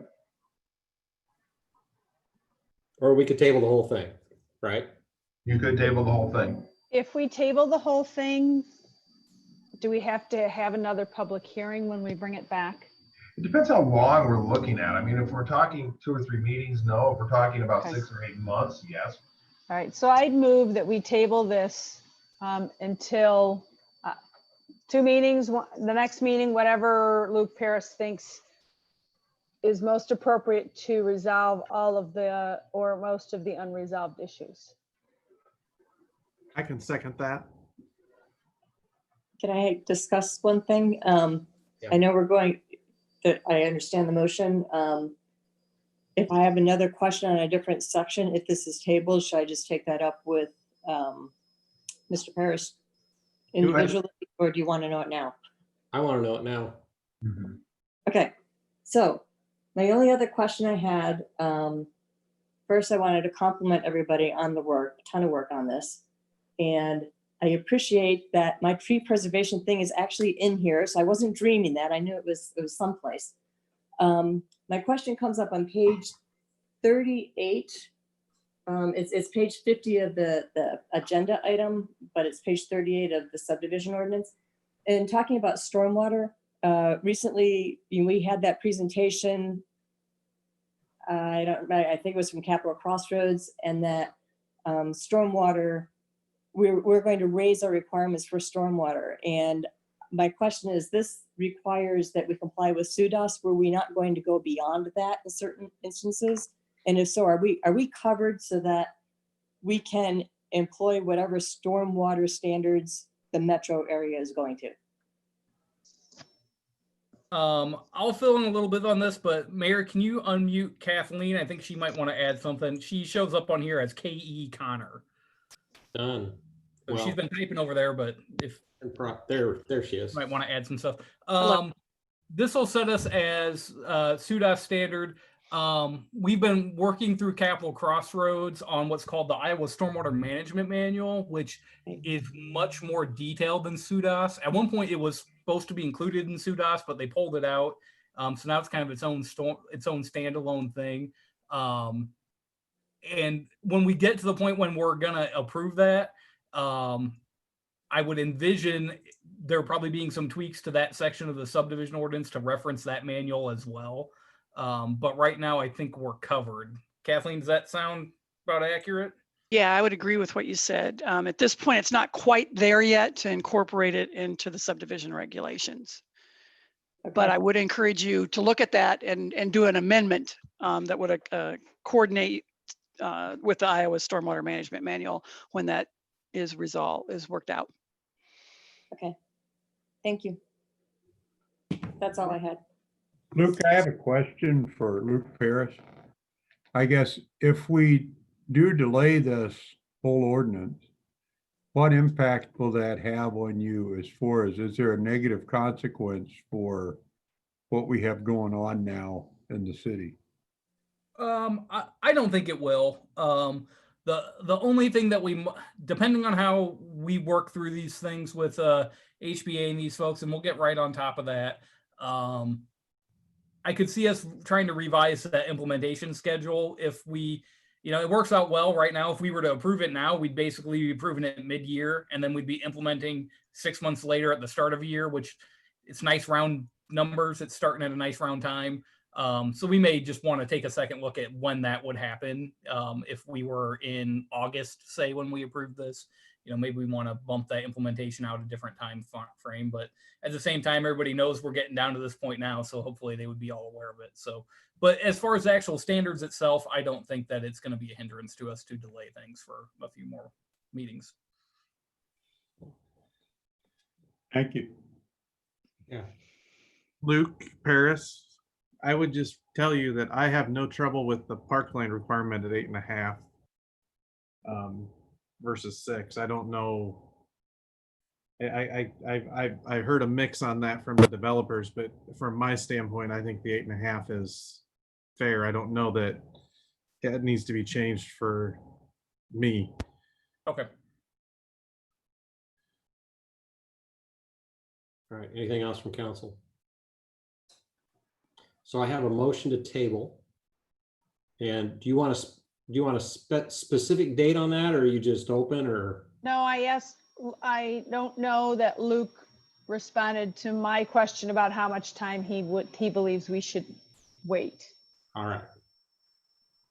So I would ask Luke Paris how much time he thinks we need, one next meeting, next 2 meetings. I would say, I don't think that we're gonna have anything for you the next meeting for sure. I mean, that's a quick turnaround to get some definite resolution. So if you wanted to put a date on it, I would say either the last meeting in July or the first meeting in August. And if Jim, is that okay in terms of not needing another public hearing? I think it is. Then let's do the first meeting in August, would be my motion. All I right. would second that. It sounds like a good idea. Okay, so we got a motion and a second. I gotta unmute Lindsay.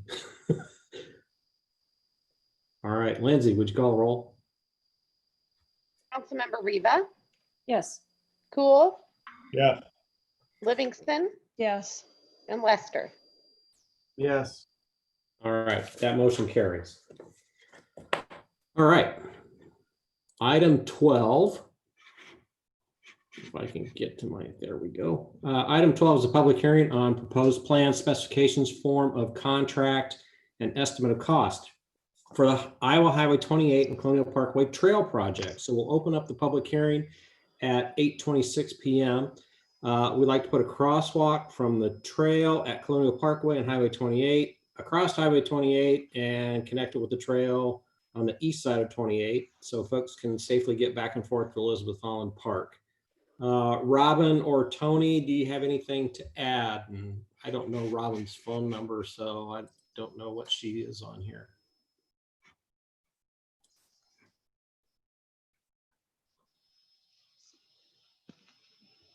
And I gotta unmute Tony as well, don't I? If Tony's there's Tony. Oh, hi, this is Robin. Oh, great. You got me. All right.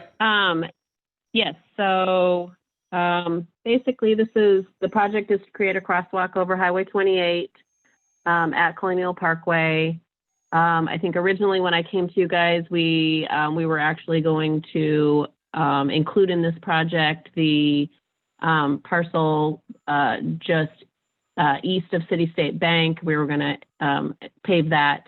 In the meantime, before we actually sent this out to bid, City State Bank has decided to go ahead and pave that on their own, so it was not part of this project. The existing trail there on the west side of Highway 28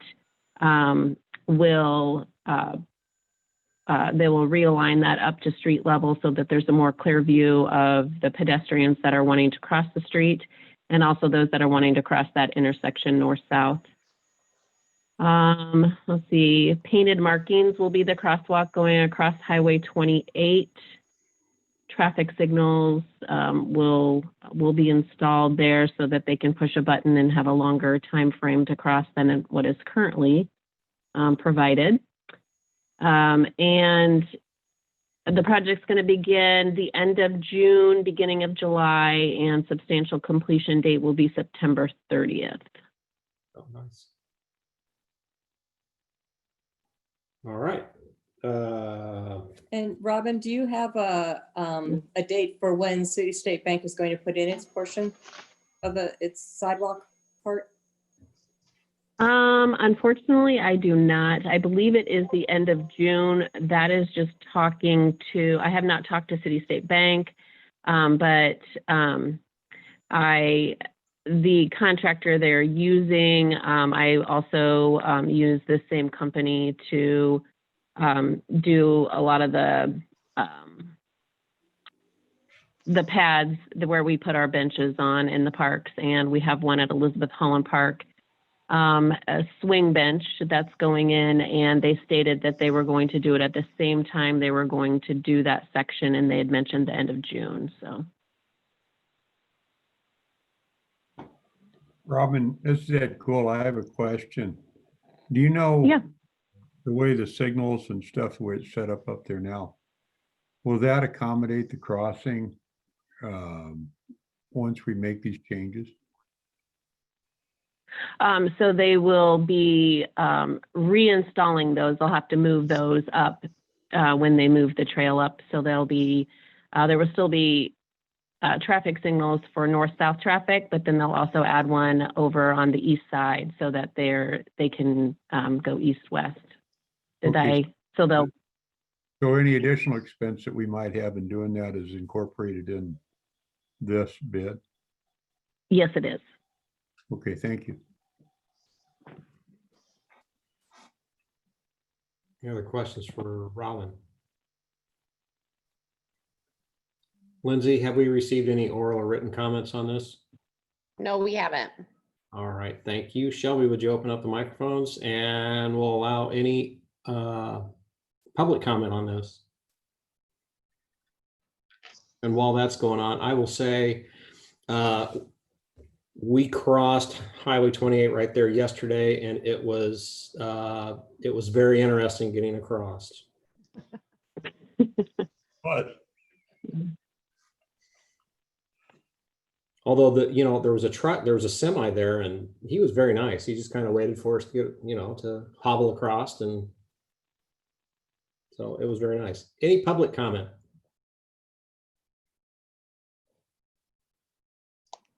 Hearing none, shall we go ahead and close that down? And we'll close the public hearing at 8:31 p.m. Item 13 is consideration of a resolution approving plans, specifications, form of contract, and estimate of cost for the Highway 28 and Colonial Parkway Trail project. So we just had the public hearing on this, and this is step one. Any discussion or questions from council?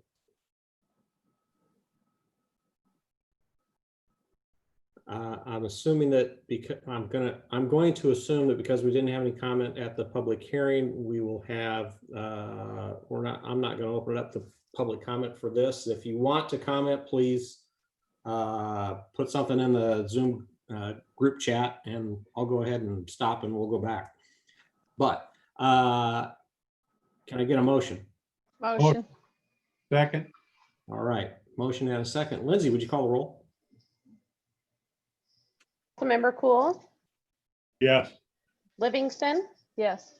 Lester, Yes. Reba. Yes. All right, that motion carries. Item 14 is consideration of a resolution awarding contract for the Iowa Highway 28 and Colonial Parkway Trail project. So this is step two. Any discussion or comments from council? And I don't see anybody wanting to do public comment, so can I get a motion? Motion. Second. All right, that's a tie. We'll let Lindsay decide. So Lindsay, call the roll, please. Councilmember Livingston, Yes. Lester, Yes. Reba, Yes. Cool. Yes. All right, motion carries. Item 15 is consideration of resolution approving the contract and bond for the Highway 28 Colonial Parkway Trail project. So this is the third and final step of this to get this project moving. Any final discussion or comments from council? Motion. Second. And a second by Councilmember Cool. Lindsay, would you call the roll? Councilmember Lester, Yes. Reba, Yes. Cool, Yes. Livingston. Yes. All right, motion carries. Awesome. Thank you, guys. Yep. Thanks, Ron. Okay, item 16 is consideration of a resolution approving the preliminary plat and site plan for Latitude 41. So this is a preliminary plat for the apartments in Brody's Landing. If you'll remember, we recently changed some of the setbacks for this project, and now they got the preliminary plat in for it. Luke Paris, do you have anything to add? Yeah, just there's two items with this preliminary plat and the site plan.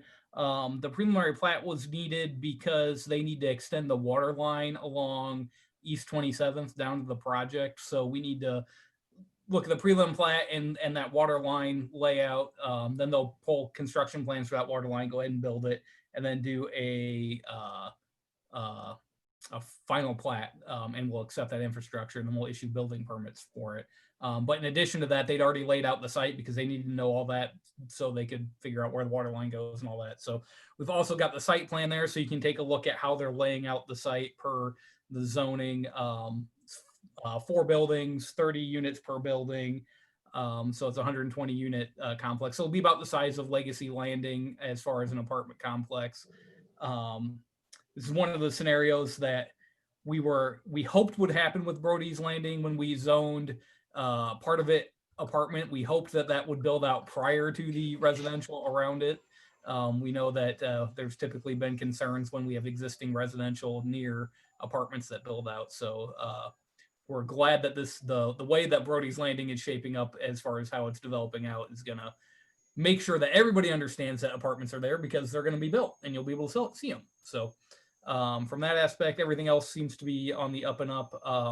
There were some questions that we received, a little more detail on how the parkland works for Brody's Landing.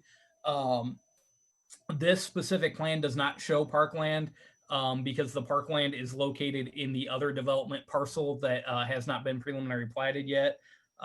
If you'll recall, last fall, we did a parkland agreement for Brody's Landing where we committed the owner of the remainder of that ground to providing us the equivalent of 8 acres of park, is what the entire Brody's Landing PUD required.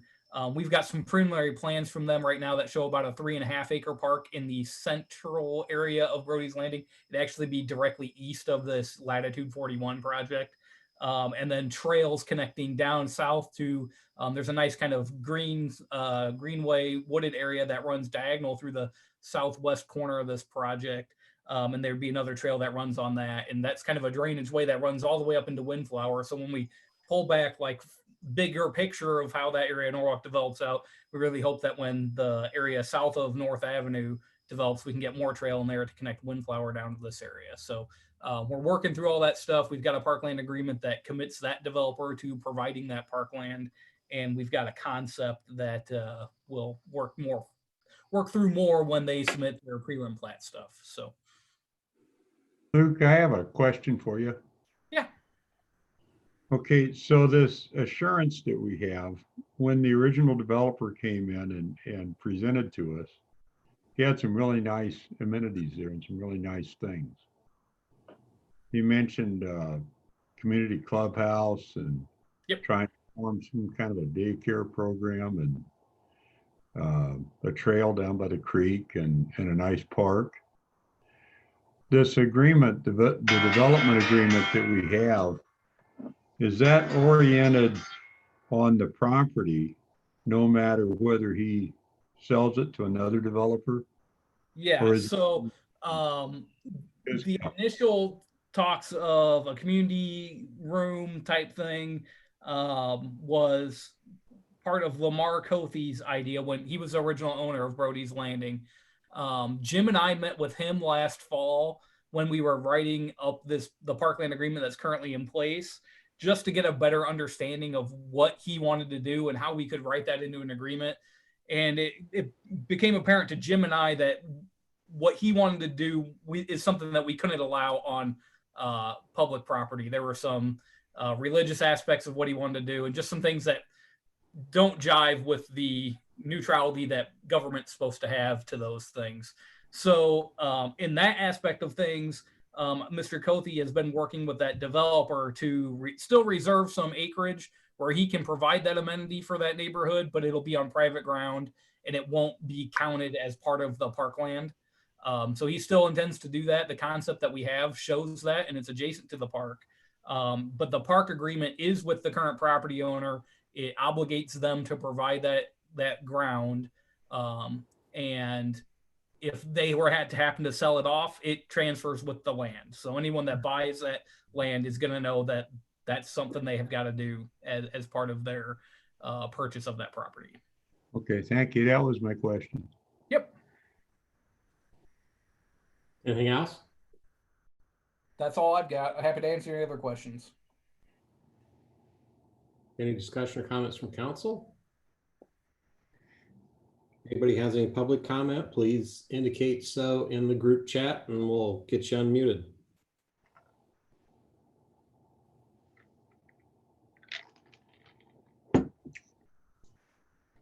All right, seeing none. Can I get a motion? Motion. Second. All right, thank you. Lindsay, would you call the roll? Councilmember Reba, Yes. Cool, Yes. Livingston, Yes. and Lester. Yes. All right, that motion carries. I think David's going to recuse himself for the next two items. So item 17 is the 4th of July fireworks special event permit, Norwalk Lions Club. So this is the permit to allow the Lions Club to have our Independence Day fireworks display. Any discussion or question from council? Motion. Second. Motion and a second. Lindsay, would you call the roll? Councilmember Reba, Yes. Cool, Yes. Livingston. Yes. All right, that motion carries. Item number 18 is a permit for J&M Fireworks out of Yarmouth, Iowa to expand fireworks for July 4th. Rain date July 5th, event cancellation date is September 7th. So this is the permit to allow the actual ignition of the fireworks at Independence Day fireworks display. Any discussion or question from council? Motion. Second. Okay, got a motion and a second. Lindsay, would you call the roll? Councilmember Cool, Yes. Livingston, Yes. Reba. Yes. All right, that motion carries. I'm looking forward to being out there for fireworks this year. Item 19 is consideration of resolution approving the execution of easements for the Beardsley Street Sanitary Sewer Improvements Project. So this is the easement from road contractors and will allow the project to actually begin. Luke Nelson, you got anything to add? No. You did all that just to say no. Any discussion or questions from council? So is this, are we paying this easement? I'm a little confused. The developer is paying the easement. And so we're just approving the agreement between the developer and the owner? The easement and the access to the easement area is all of ownership or control by the city. And one of the next agenda items here, it transfers that responsibility of the easement requirements over to the developer. Okay, thank you. Yep. Any other questions, comments? Motion. Second. All right, thank you. I got a motion, second. Any other public comment? I don't see anybody on the chat, so I think we're going to move forward. Lindsay, would you call the roll? Councilmember Livingston, Yes. Lester, Yes. Reba, Yes. Cool. Yes.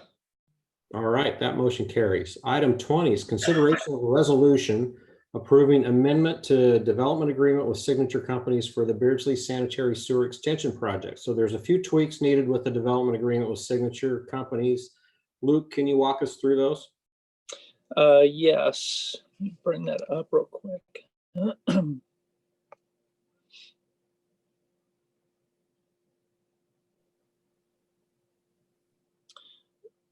The one thing that I wanted to make sure that everybody understood is that there are actually a few amendments here, and I'm only going to be recommending that we take action actually on one of them tonight. One of them we're going to need to remove. So the first one is an amendment that just what I said a little bit ago. It's putting the burden of all the requirements in the easement on the developer. Property owners wanted to make sure that the agreement was with the city, which makes sense because it's going to be a public utility easement in the future. We just want to make sure that we're assuring signature companies follows through on all the requirements. The number 2 item is the amendment to allow Luana Savings Bank to be the beneficiary. Just today, this afternoon, I received some amended language from the bank, and I did not have time to reach out to Clint at Signature Companies to confirm he was okay with that language. So part of this resolution will be removing Exhibit C. C as in cat. We're going to be removing that exhibit. That'll be coming forward at a future date, as well as number 3. I'll go through a little bit more explanation at a later date, but I have met with the Economic Development Committee to make them aware of this number 3. We're finding that the sewer design that the city needs compared to the actual design of the development, we're seeing that where our sewer line needs to be is different from where their collector lines need to be. Tony Belizzi is working with their engineer to see what we can come up with, but we may see another amendment come forward that addresses this change. So I'm just giving you a heads up, no action needed on number 3. And again, the number 2 amendment that shows up here, suggesting that's removed from the resolution. So when you do a motion, I would just ask that you exclude Exhibit C. Okay. All right, any discussion or question from council? Or any public comment?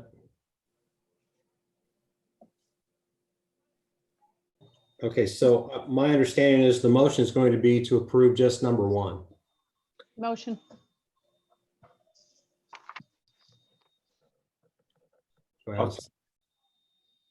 So motion by Jackie, second by Ed. Lindsay, would you call the roll? Councilmember Lester, Yes. Reba, Yes. Cool, Yes. Livingston. Yes. All right, that motion carries. Let's see, item 21. I gotta get over to it. If I can figure out where my cursor is on my, there it is. Is consideration of resolution consenting to the inclusion of non-taxable right-of-way property located in the city of Norwalk in the city of West Des Moines Economic Development Digital Enterprise Urban Renewal Area. So this is for an area along Veterans Parkway that's actually in the city of Norwalk. And Luke, can you walk us through a little bit on what's needed on this? This is very similar to their TIF amendment, their urban renewal area amendment that they did some time ago. They're just needing our consent because of the work that they're doing along Veterans Parkway. It will not impact any tax structure within Norwalk. Okay, so my understanding is that area is already in an urban renewal area for when they did Veterans Parkway. So is this tearing down the existing and building up a new one, or is it just in addition to the current one? They're doing some conduit work to be able to run some high-speed fiber. So anytime you change a plan, you do an amendment, you have to go back through the whole process. Okay. So it's just a minor change they're doing. See, we make other people do this. I don't think anybody's ever made us do this, so. Right? You mean made us do it like for other communities? Yeah. Yeah. Well, we haven't ever done a project that goes outside our corporate limits. Right. Well, I shouldn't say ever, that I can recall, we haven't. Okay. Gotcha. Any discussion or questions from council? I have one, and I know West Des Moines came to us for the Veterans Parkway, and we gave them this. I'm just curious. I mean, this will be my lack of tech knowledge showing through. But if they're putting something in that allows for fiber to go, as part of this, can we ask that we can tap into that if we ever want to put fiber on that side of town? I mean, can you connect to the same lines, or are they separate lines? I don't know how it works. Do you understand what I'm asking? Yeah. If you were talking about a water line, it'd be an easy answer. Yeah. But as far as fiber, I'm not familiar if this is just a dedicated high speed between the two data centers, Okay. We could ask them. I'm just curious. I mean, as long as we have this opportunity, you might as well ask them if we can tap into it someday. I don't know who, if it's a dedicated line, the answer is going to be no, I'm sure. Yeah. But it doesn't hurt to ask. Katie Hernandez is on from City West Des Moines. Can you help us with that, Katie? Yeah, I'm happy to give kind of a brief summary of the urban renewal plan intention and just kind of touch on a couple of the questions. So this urban renewal plan is to facilitate a citywide conduit project. So installing conduit for joint, excuse me, it's a joint conduit installation. So it would provide for multiple providers, ISP providers, to go through the conduit. Right now, what we're seeing is several different lines of conduit for different ISP providers. So we're trying to kind of streamline that a little bit. The reason that we're at this specific city council meeting is because the area along Veterans Parkway that we're proposing to include in the urban renewal area is within City of Norwalk jurisdiction. While it's owned by the City of West Des Moines and it's in City of West Des Moines right of way, it's outside of our boundaries. So by law, by state law, we're required to request consent from the appropriate jurisdiction. Your question about tapping into the conduit, that's a really good question. And I can propose that or pose that question to the project lead, who's our deputy city manager for the City of West Des Moines. So I'm happy to ask that question. I don't have that right away. We're still kind of in beginning stages of design for the project. So again, I'm happy to ask that question to the appropriate person and get back to you on that. Okay, thank you. Thank you. Any other questions? Oh, and one other thing, just Mayor, to your question, by state law, urban renewal areas are allowed to overlap. We can't overlap TIF districts because it deals with the collection of taxes. But this, and we've recognized that this is a citywide plus some outside right-of-way urban renewal area. So we will be overlapping existing urban renewal areas, but we're not proposing any TIF districts within this urban renewal area. So we're using the authority under the urban renewal law to issue urban renewal bonds. Okay. All right. Thank you. Yep. Thank you. Anything else? Any public comment? Can I get a motion? Motion. Second. All right. I lost Lindsay. Oh, there she is. Lindsay, would you call the roll? Councilmember Reba, Yes. Cool, Yes. Livingston, Yes. Lester. Yeah. Okay, motion carries. Item 22 is consideration of the first reading of an ordinance adopting a new chapter 126 mobile food vendors and amending chapter 177 rates and fees. So we've had a few food trucks coming into our area. So we're looking at how to adequately regulate it. Luke Paris, I'll turn it over to you. Thank you. Well, again, what we've got today is a new chapter to the ordinance that specifically addresses mobile food vendors, and then amendment to chapter 177, which sets the rates and fees for the licenses that we're proposing. So essentially what we're proposing follows what several other communities are doing to address food trucks. I modeled it off of the Ankeny ordinance, which was the most recently approved. And then we made tweaks to that, working with Chief Staples and Luke Nelson to go through and make sure that it works for us.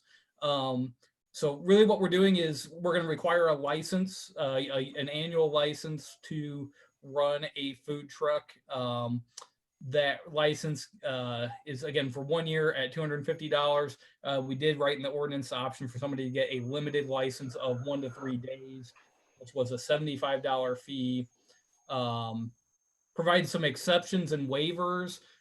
We wanted, obviously, if we had a city-sponsored event or the city's farmers market where we wanted to allow those things to continue to operate as they had been, and maybe something in that qualified as a food truck, we wanted to be able to give a waiver to those so that they could operate without the need of a license. As far as in the right of way, some language about only being allowed in legal parking stalls. It's only allowed in city property if it's part of a special event. So we wouldn't have a food truck setting up in the parking lot of one of our parks unless we were doing a specific city event in that park where we wanted to have them there. So really the only place you can be on public property is in a legal parking stall. As far as where in town they can be, it would be commercial districts.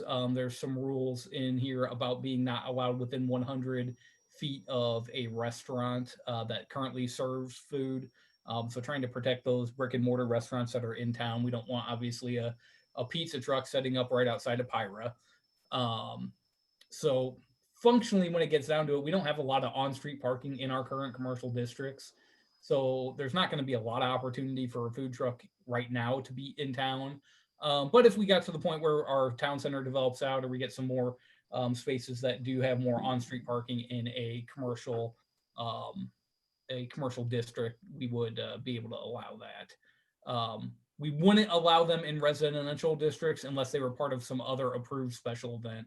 So we wanted to allow a food truck to just roll up into your neighborhood and set up shop. They would have to be part of an approved special event. So if a neighborhood wanted to do a block party and they got the block party permit, and part of that was a food truck showing up and serving those folks, we would allow that. So that's kind of the gist of it.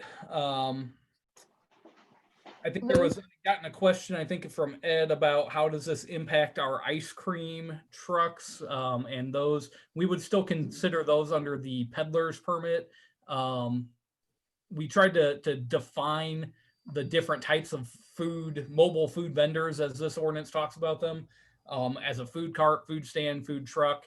And we tried to be pretty deliberate to say that the food truck, the self-propelled vehicle, is in a manner that the ice cream truck wouldn't fall into. So a food truck is something that has a kitchen in it that is preparing that food and cooking it in the unit, whereas the ice cream truck is driving around and selling things out of a freezer and not necessarily cooking things. So that's kind of a fine line, but that's kind of where we wanted to draw that, to not create a whole new process for that ice cream truck folks that operate in town. I had a couple of more questions for you on this, Luke, and yeah, sure. you Go can ahead. speak to whoever is the appropriate person. One of them is, why the 100 feet away from a business? I mean, why not 200 feet or 300 feet, or, you know what I mean? It's kind of an arbitrary number. I think within our community, I mean, if you put it much beyond 100 feet, you might as well just not say they can park on a public street, because if it's already in a commercial district, most of our commercial districts, Highway 28, so you can't park on Highway 28.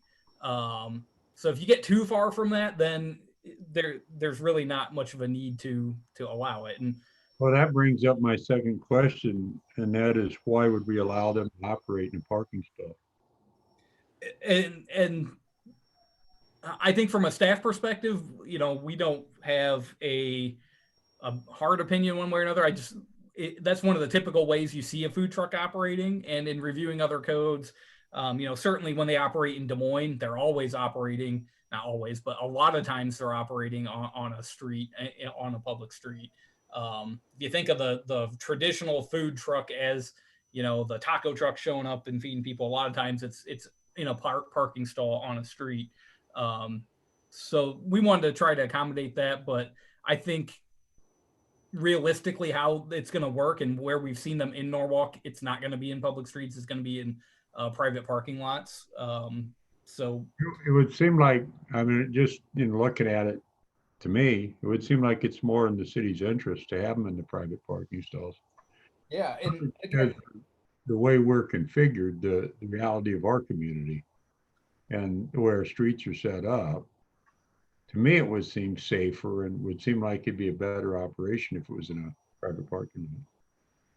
yep, I don't have I'm not really stuck on the, yeah, we should allow them on that public space. We just tried to write something that we felt covered most of the instances that we might expect for you all to review. So if that's something that a change that folks would like to see, I don't have any issue with that. The only thing I would note to that is we probably want to have something in there that provide an exception for us to allow a city sponsored event to allow them to be on the public street, because I think of like when we had the RVTV in town and we set up Main Street and North, or Yeah. Ragbri, in those instances, we may want to allow that. So we wouldn't want to say never ever on a public street, but we would want, similarly with the city parks and city parking lots, we would want to provide an exemption to allow it to happen if the city had an event we wanted to operate in that manner.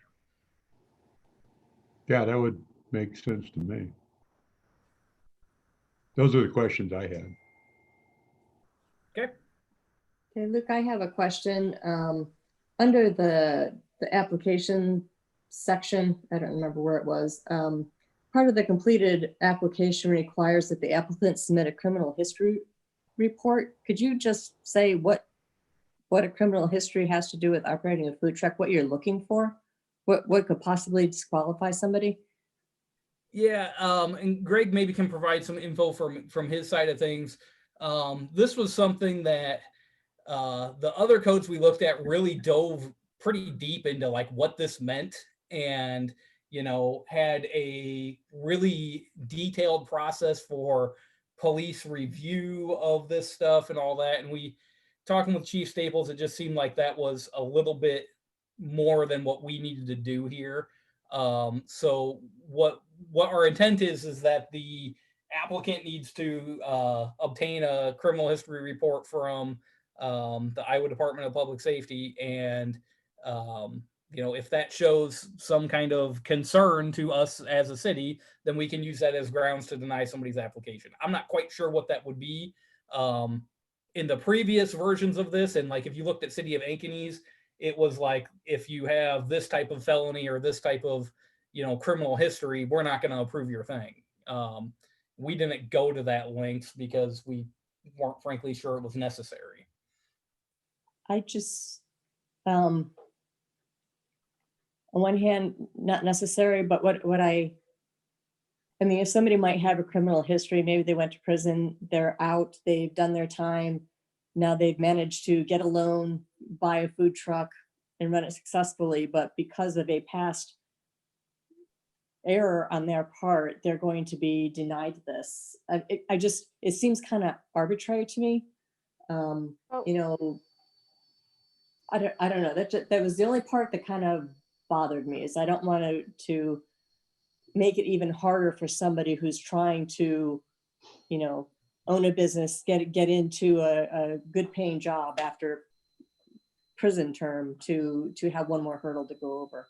But it does depend on what kind of crime, I guess it is. So Stephanie, so to answer your question, when this discussion topic came up during the creation of the ordinance, I asked these very same questions, and I had to sit back and think about why we would want to do that. And then I got to thinking about our massage therapy permit process. And in that one, we have a number of types of criminal codes listed out that would be automatic denials for the permit to provide massage therapy, and things like sex offenses and such like that were obvious that a massage therapist might not be providing, that the proposed therapist might not actually be a therapist. It might be a sex trafficker or something like that, were the things that we were trying to prevent, and we called those out specifically. So when I was thinking about this, I asked the question, what kind of crime would be appropriate to deny the license? And I got to thinking about restaurant cooks, and in my experience, restaurants are a job type that people who have do have criminal convictions tend to get. And so having the criminal history run was our solution to the problem of the city employees having to do a long background check that may or may not be needed. And it would give us the opportunity to just say, okay, sir, you have several rapes on your conviction history. We'd rather you not set up a business here. We see that you have defrauded customers multiple times in other business interests. And so we would rather you not do that here. So yes, it's arbitrary. There's no standard there, but I couldn't figure out a way to list all the possible codes that would convictions of would cause us to not want to let the person open the business. So we just came up with what you see there on the proposal. Okay. In the old days, Chief, I think we called those crimes of moral turpitude. Correct. Lying, cheating, stealing. Yeah, yeah. And anything that, anything that would put a customer in significant danger. A cook with a bad criminal history in the back room of a restaurant with multiple other people inside is one situation, but a person operating a food truck by themselves or with one other person, and then one customer coming up to them by themselves, even though it would be in the open, I think is a little more risky. And I think as a community, it would be appropriate for us to try and regulate that kind of situation. Okay. Other comments? I've got two specific questions. Awesome. Section 3, number 1D5. It's on page 3 of the packet of this item. It says local residents and farmers participating in the Norwalk Farmers Market. And I'm good with that one, that exception. I just wanted to, I was questioning the terminology of putting Norwalk Farmers Market in quotation marks and maybe saying, is it the Iowa Department of Ag approved farmers markets? Would that be the better terminology? Yeah, I put it in, I wasn't really sure if there was a formal way that we ever referred to that. But yeah, it's basically, the farmers market that we hold, weekly here in the summers, we want to be able to exempt from that. And I just didn't want to get, if they changed the name to the Norwalk Area Farmers Market, I didn't want them to get hung up because this doesn't have area in it. And that would be my one change on that one, is just to say, I think it's the Iowa Department of Ag approved, but asking them might be the better answer of what the terminology there would be. Okay, we can figure that out. We can figure that out between now and the next reading, I would tell you. I think a general statement about farmers markets, because at some point we might be big enough that there's two, one on Saturdays and one on Mondays. Yeah, that'd probably be the easiest. We can make that tweak. I wonder what the rest of the council's opinion would be on now allowing those food trucks to park and operate on a public street in the public parking, I don't have any problem with the ordinance as written, because I think it significantly limits the ability to do that. And I think that, if there's a spot for them to be able to do it and it doesn't interfere with somebody else's business, I don't have any problem with it. I think it will be few and far between. So I don't have a problem with how it's written. I don't have a problem with that either. If there is a problem in the future, we can always revisit it. Okay, because she did put a couple conditions on that. One of them was that it wouldn't interfere with another business, I think. Well, right, but that's the 100 feet. Right. Well, maybe it should be further than 100 feet. I guess I'm thinking about the pizza place on the corner. And you have a pizza truck that pulls up around the corner. And he's selling pizzas. Mm-hmm. You know, maybe we should look at half a block or a block. Just saying. See what other people think. Half a block would be about 150 to 180 feet. Yeah, something like that. So how far is it from City Hall's parking lot to Pyra Pizza? I can tell you in one moment. Probably going to be around half a block, isn't it? Don't have the map up yet, but yeah.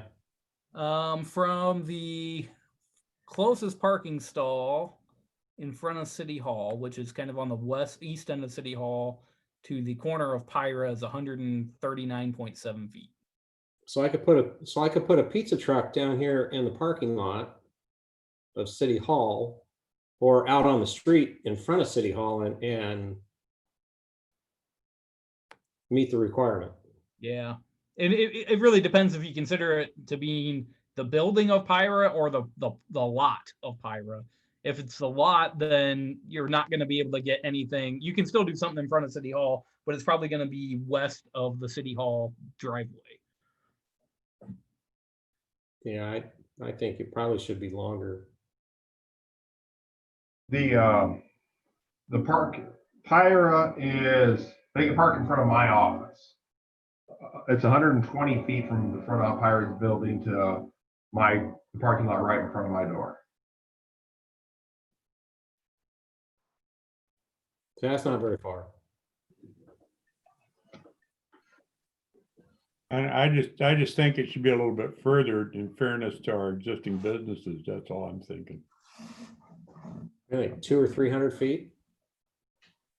Yeah, probably. A football field's not that, I think a football field's good, 300 feet. That's fine. All right, so Fine let's by me. change that to 300 feet. The other one is so if I'm a resident, I don't have to get the permit?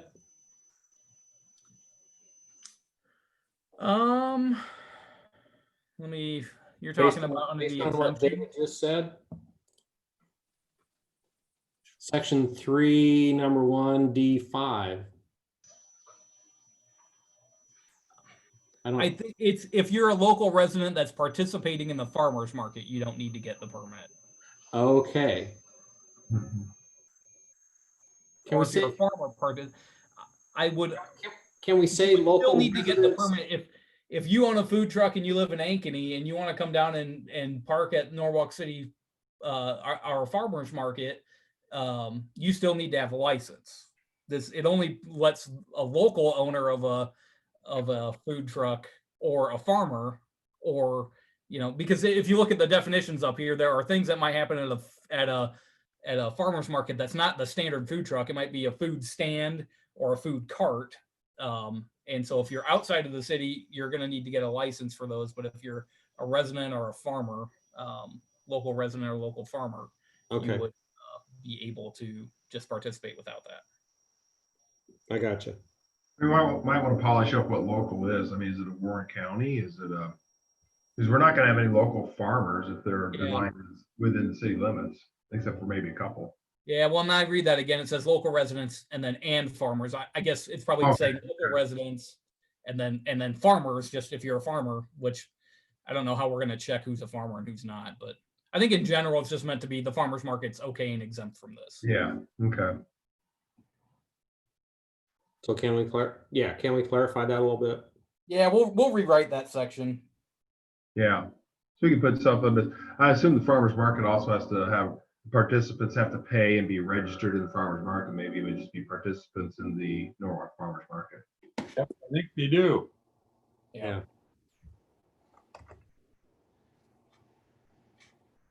All right. Other questions? David has one. I had one more. So section 5, it's the suspension or revocation part. number 4. So I operate a food truck and my competitor makes 3 complaints against me and gets me shut down. I'm just trying to, what found complaints would be in this? This is me just asking a weird question, maybe. This one was a little more confusing to me.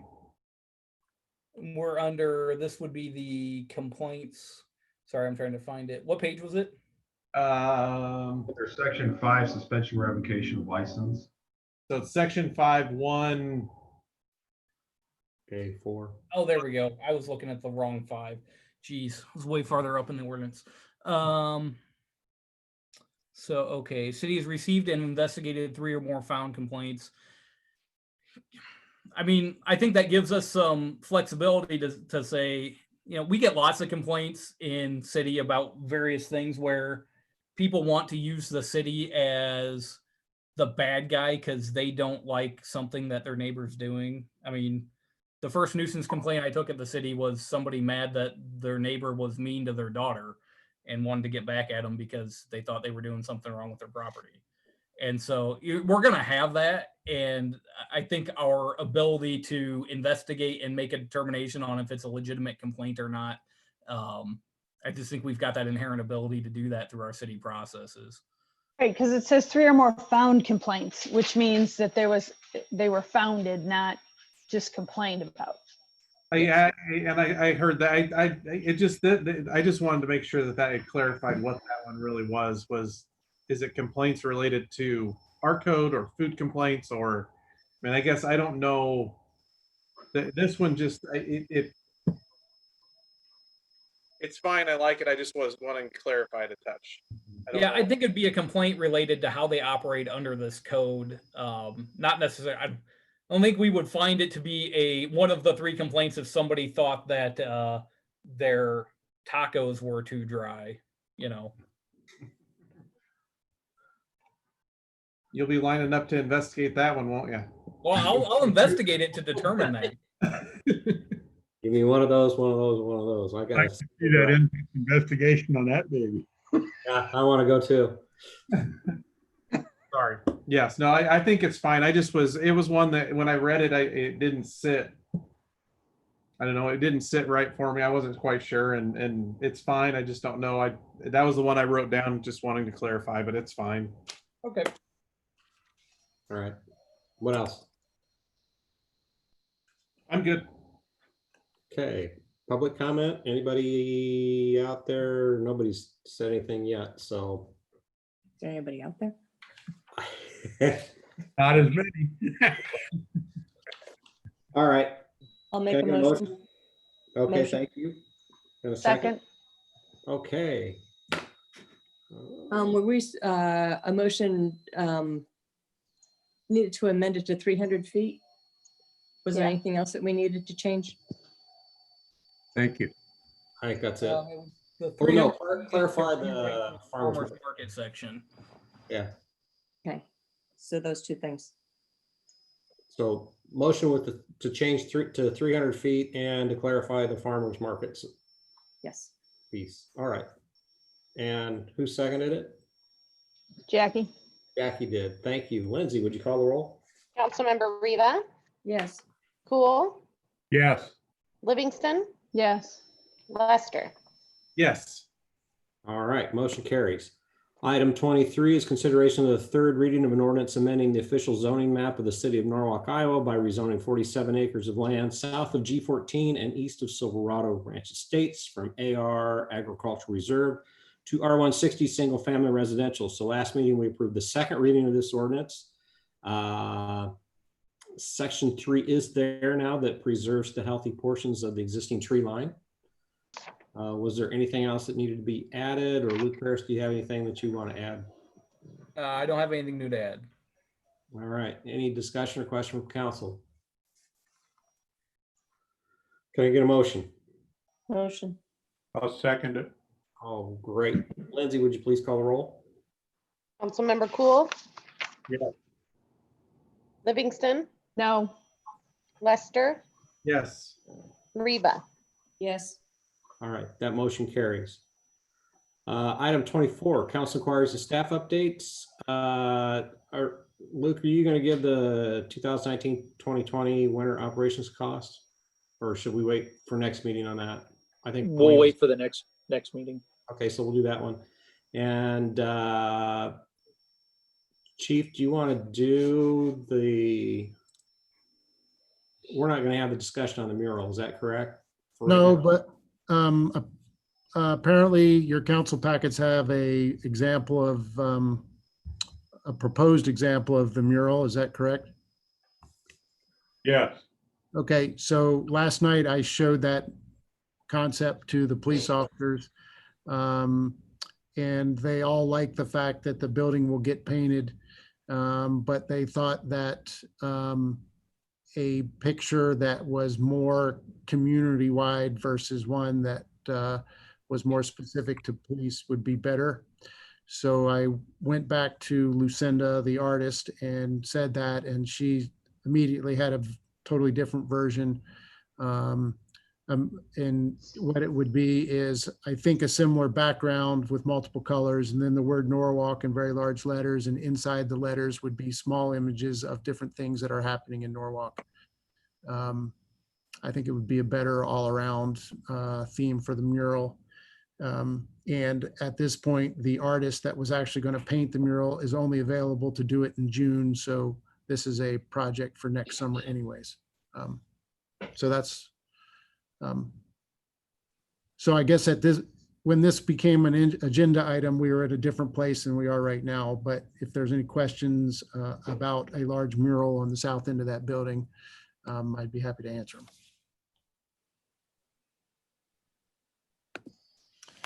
Okay, and then, the rest of my report, the 2 new officers are progressing in training. They're doing well.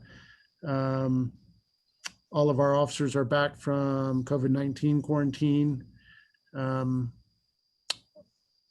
1 injured officer saw the doctor today, and he's just a few weeks away from returning.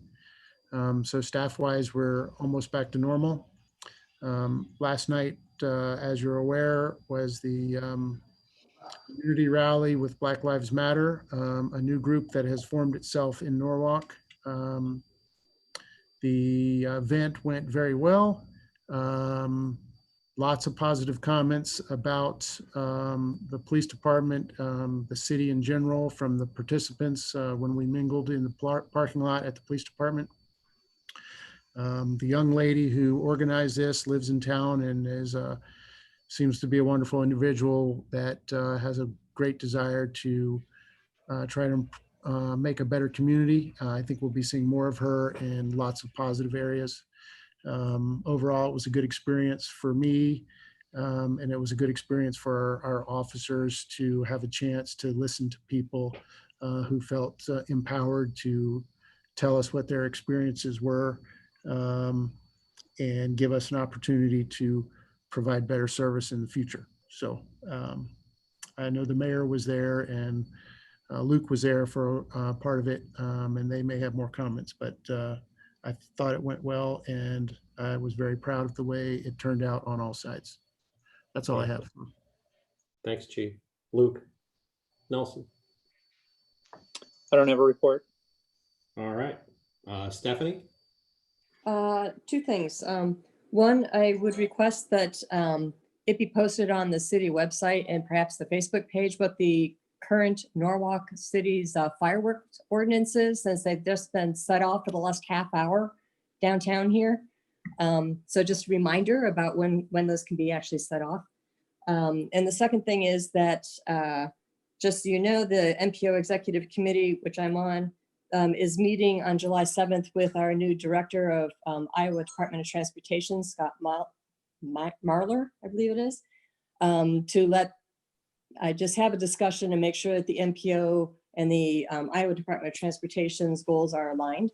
And one of those goals is the redesignation of Highway 5 US 65 bypass as an interstate. So that should be a topic of conversation. If there's anything else you want me to bring up during that meeting, if I had the opportunity to, just let me know.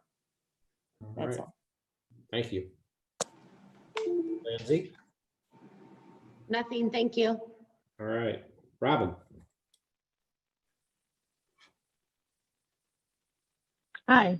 Well, just letting everyone know that we have 3 vacant positions on Park and Recreation Commission. So if you guys know of anybody, we have a couple applications, but the more applications that we can go through just means that our commission would be stronger. So if you know of anybody, recommend them and maybe send them my way. I can get them an application. Our application is online. I am hoping to get all of those, or at least a majority of them, by the end of next week, so I can start doing interviews the week of the 29th. And I think we have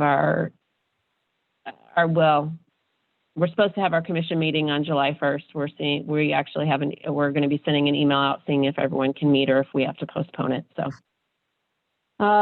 other than that, I know you guys were updated that we do have a seasonal staff member that is out with a COVID positive result. That did affect Adam. His test came back negative and he is back at work. Unfortunately, in the meantime, I now have been in contact with a COVID positive person. I have tested negative, but I am still out of work until the 29th, so I'm working from home. We are still trying to get the pool up and going, still pushing for the July 1st date, and swim lessons beginning on July 6th. Other than that, just really working through everything else. So that's it. All right, thank you. Jean Bosch. Good evening. The library is still working towards reopening on July 6th, and things are going pretty well with that. And that's pretty much the main thing going on. Awesome. Thank you. Holly? Okay. I apologize if I've already updated you guys on this. I'll try to be quick with it, but after 30 meetings a week, you kind of forget how much you told everybody. So Kosovo has now a new government. This is the second group of members, the second prime minister that they've had since January. And if you guys kind of remember, Jackie or I or the mayor updating you a while back on, they had snap elections back in, I think, January or February, put a new prime minister in there that they kind of quickly realized was maybe leaning a little bit more towards the old school way of things. When COVID came around, the way he was starting to kind of govern the country sort of reminded everybody of what they came out of with communism. So long story short, they decided that they needed to do a no confidence vote on him and get him out. The Constitutional Court ruled they could form a new government without another snap election. So that brings us to a whole new government, all new parliament members and prime minister, and it's all very positive. Very economic development, pro-growth, ready to get back on track with the US. So we have met with the Kosovo consulate a few times and our Vustri team last week. And exciting thing about Vustri is even though they've been hit with COVID and they've had a lot of issues with their economy because of it, they are finishing their Norwalk Park that they were building for Norwalk in Vustri. And so they, I think, Jackie, remind me if I'm wrong, but I think they said it would be done in middle of July. Yes. Okay. So with Robin and Parks and Rec, and we'll get Shelby to get some media out about that, but we want to do a virtual joint event with them when they do a groundbreaking or a ribbon cutting, we'll call it, for that park. So that's exciting. A couple of quick things. We should have a request you guys in July for an item relating to the Cobblestone Hotel. So that commercial development parcel in North Shore that we're working with, that's moving forward. Also, you probably saw the announcement about the sports center that we'll potentially build in Johnston with the developers that we were working with on our sports center. And they did say that they still want to be in Norwalk, but we are also working with just very early discussions with another sports center developer. So hopefully something good will come out of that. And then lastly, the small business relief grant fund closed out a couple of weeks ago that we partnered up with the Greater Des Moines Partnership and the county and the chamber. In Norwalk, we are funding 8 Norwalk businesses, and then the county is funding 3 more Norwalk businesses, but they're actually in unincorporated Warren County, but they identified as Norwalk businesses. So we'll be able to hopefully announce those and notify them in the next couple of days. That's it. All right. Thank you. Gene Furler. Hi, thank you. I just have one item real quick. Met with Denman and Company, our new auditors yesterday. Just kind of talk about expectations and dates and to meet them actually. They did ask if they could meet with the elected body to see if there were any questions or concerns or ideas. And my first thought was maybe the finance committee. So if you feel differently, please let me know, and I'll try to work with the mayor to set something up for a council meeting. Otherwise, I'll go forward with the finance committee if that is okay with you as a group. Yes. Yes. Yes. Yeah, that sounds good. Thank you. That's all I had. All right. Thanks, Gene. Chief Coburn.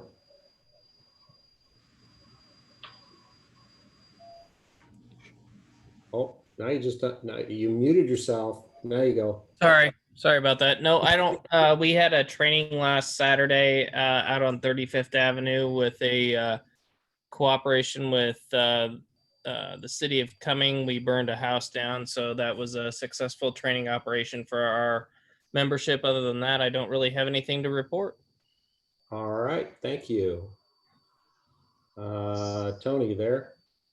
I'm here, yeah. Good evening, everyone. Just a quick update on the West North Avenue project. We finally got the striping done on that in the last couple of days. Per design and also at the urging of the chief, we did not increase the lane width there. However, as nice and smooth as that is, I'm sure we'll see some increased speeds in that corridor. So, but it looks real nice. Hopefully everybody's had a chance to drive it with the striping and everything. So that project is essentially complete. That's all I've got. All right. Thank you. Luke Paris. Yeah, just a couple things.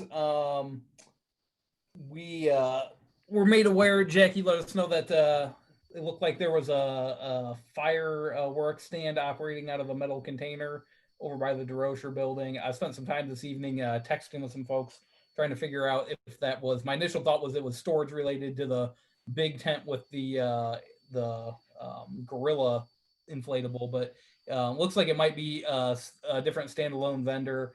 So I've asked Elliot to take a look at that, and I think maybe they missed the memo on our tents. So we'll get with them and get them squared away tomorrow if that's the case.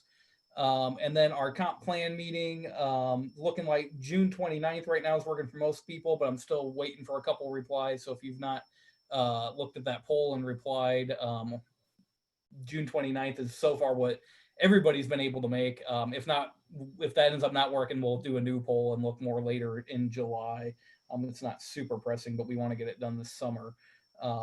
So that's where we're at right now. All right. Thank you. Ed. I did drive North Avenue West, and it is remarkably smooth, and I'll bet we'll have some speeding incidents out there, but they did a really good job with that stretch road. And also, it was our 48th wedding anniversary yesterday. And it's remarkable that that woman's still with the same guy. Anyway, that's all I have, Mayor. All right. Thank you. David. Nothing. Thanks. Jim. Nothing. All right. So I got a couple things. On Tuesday, it was my 36th anniversary. So hey, you're a pop. Yeah, I'm surprised that my wife's still with me too. So just if you didn't know, Mayor's Chat on Saturday was hijacked, and it was I thought it was going very, very well, and we were really starting to get in. Chief and I were having a good conversation, and then somebody took over using a presentation. I think I got them off, but it looked like somebody else picked it up and started. So it spiraled out of control pretty quickly, and we finally had to just end it. That's one of the reasons why we've added a few extra security measures tonight, is that with like muting microphones and all of that, and we only allow certain people to actually do presentations. We think that we're still able to have an open not an open meeting, our meeting in public because of that, and do so legitimately. So that's one of the reasons why we're doing it this way now. The other one is we switched over to YouTube again because we think that has a broader audience able to get to it. As Chief said, the Black Lives Matter march last night I thought went very well. They went up Highway 28 instead of where they were supposed to go. So Highway 28 was blocked off a couple times, but it was pretty minor in the grand scheme of things, I think. The two items that they would like myself and council to look at is a racial profiling ordinance and a community review committee to review police complaints. So I'll be working with city staff to get something drawn up in regards to that that's appropriate for Norwalk, and we will we'll bring that to you guys. I think it's been mentioned, unfortunately, the parade has been canceled, and so has the post-parade celebration due to a lack of insurance. They couldn't get insurance because of COVID-19, and so those have been canceled. But I appreciate the Lions Club still doing fireworks. I think it's good to have that going that night. I think we're going to see a lot of fireworks. Yeah, they've started tonight because people could buy them today, and I think it's going to be going all week. So I would ask Chief Staples, be liberal with the nuisance ordinance and write some tickets. That way, word will get out and it'll stop. And I think that's all I had for tonight. So I would entertain a motion to adjourn after I say happy 19th anniversary on Tuesday to David and Amy Lester. So Happy anniversary to everybody. Yes. Motion. Second. We got a motion and a second. All those in favor, aye. Aye. All those opposed, same. And we are adjourned at 9:37 p.m. Good night, all. Luke, have a great vacation.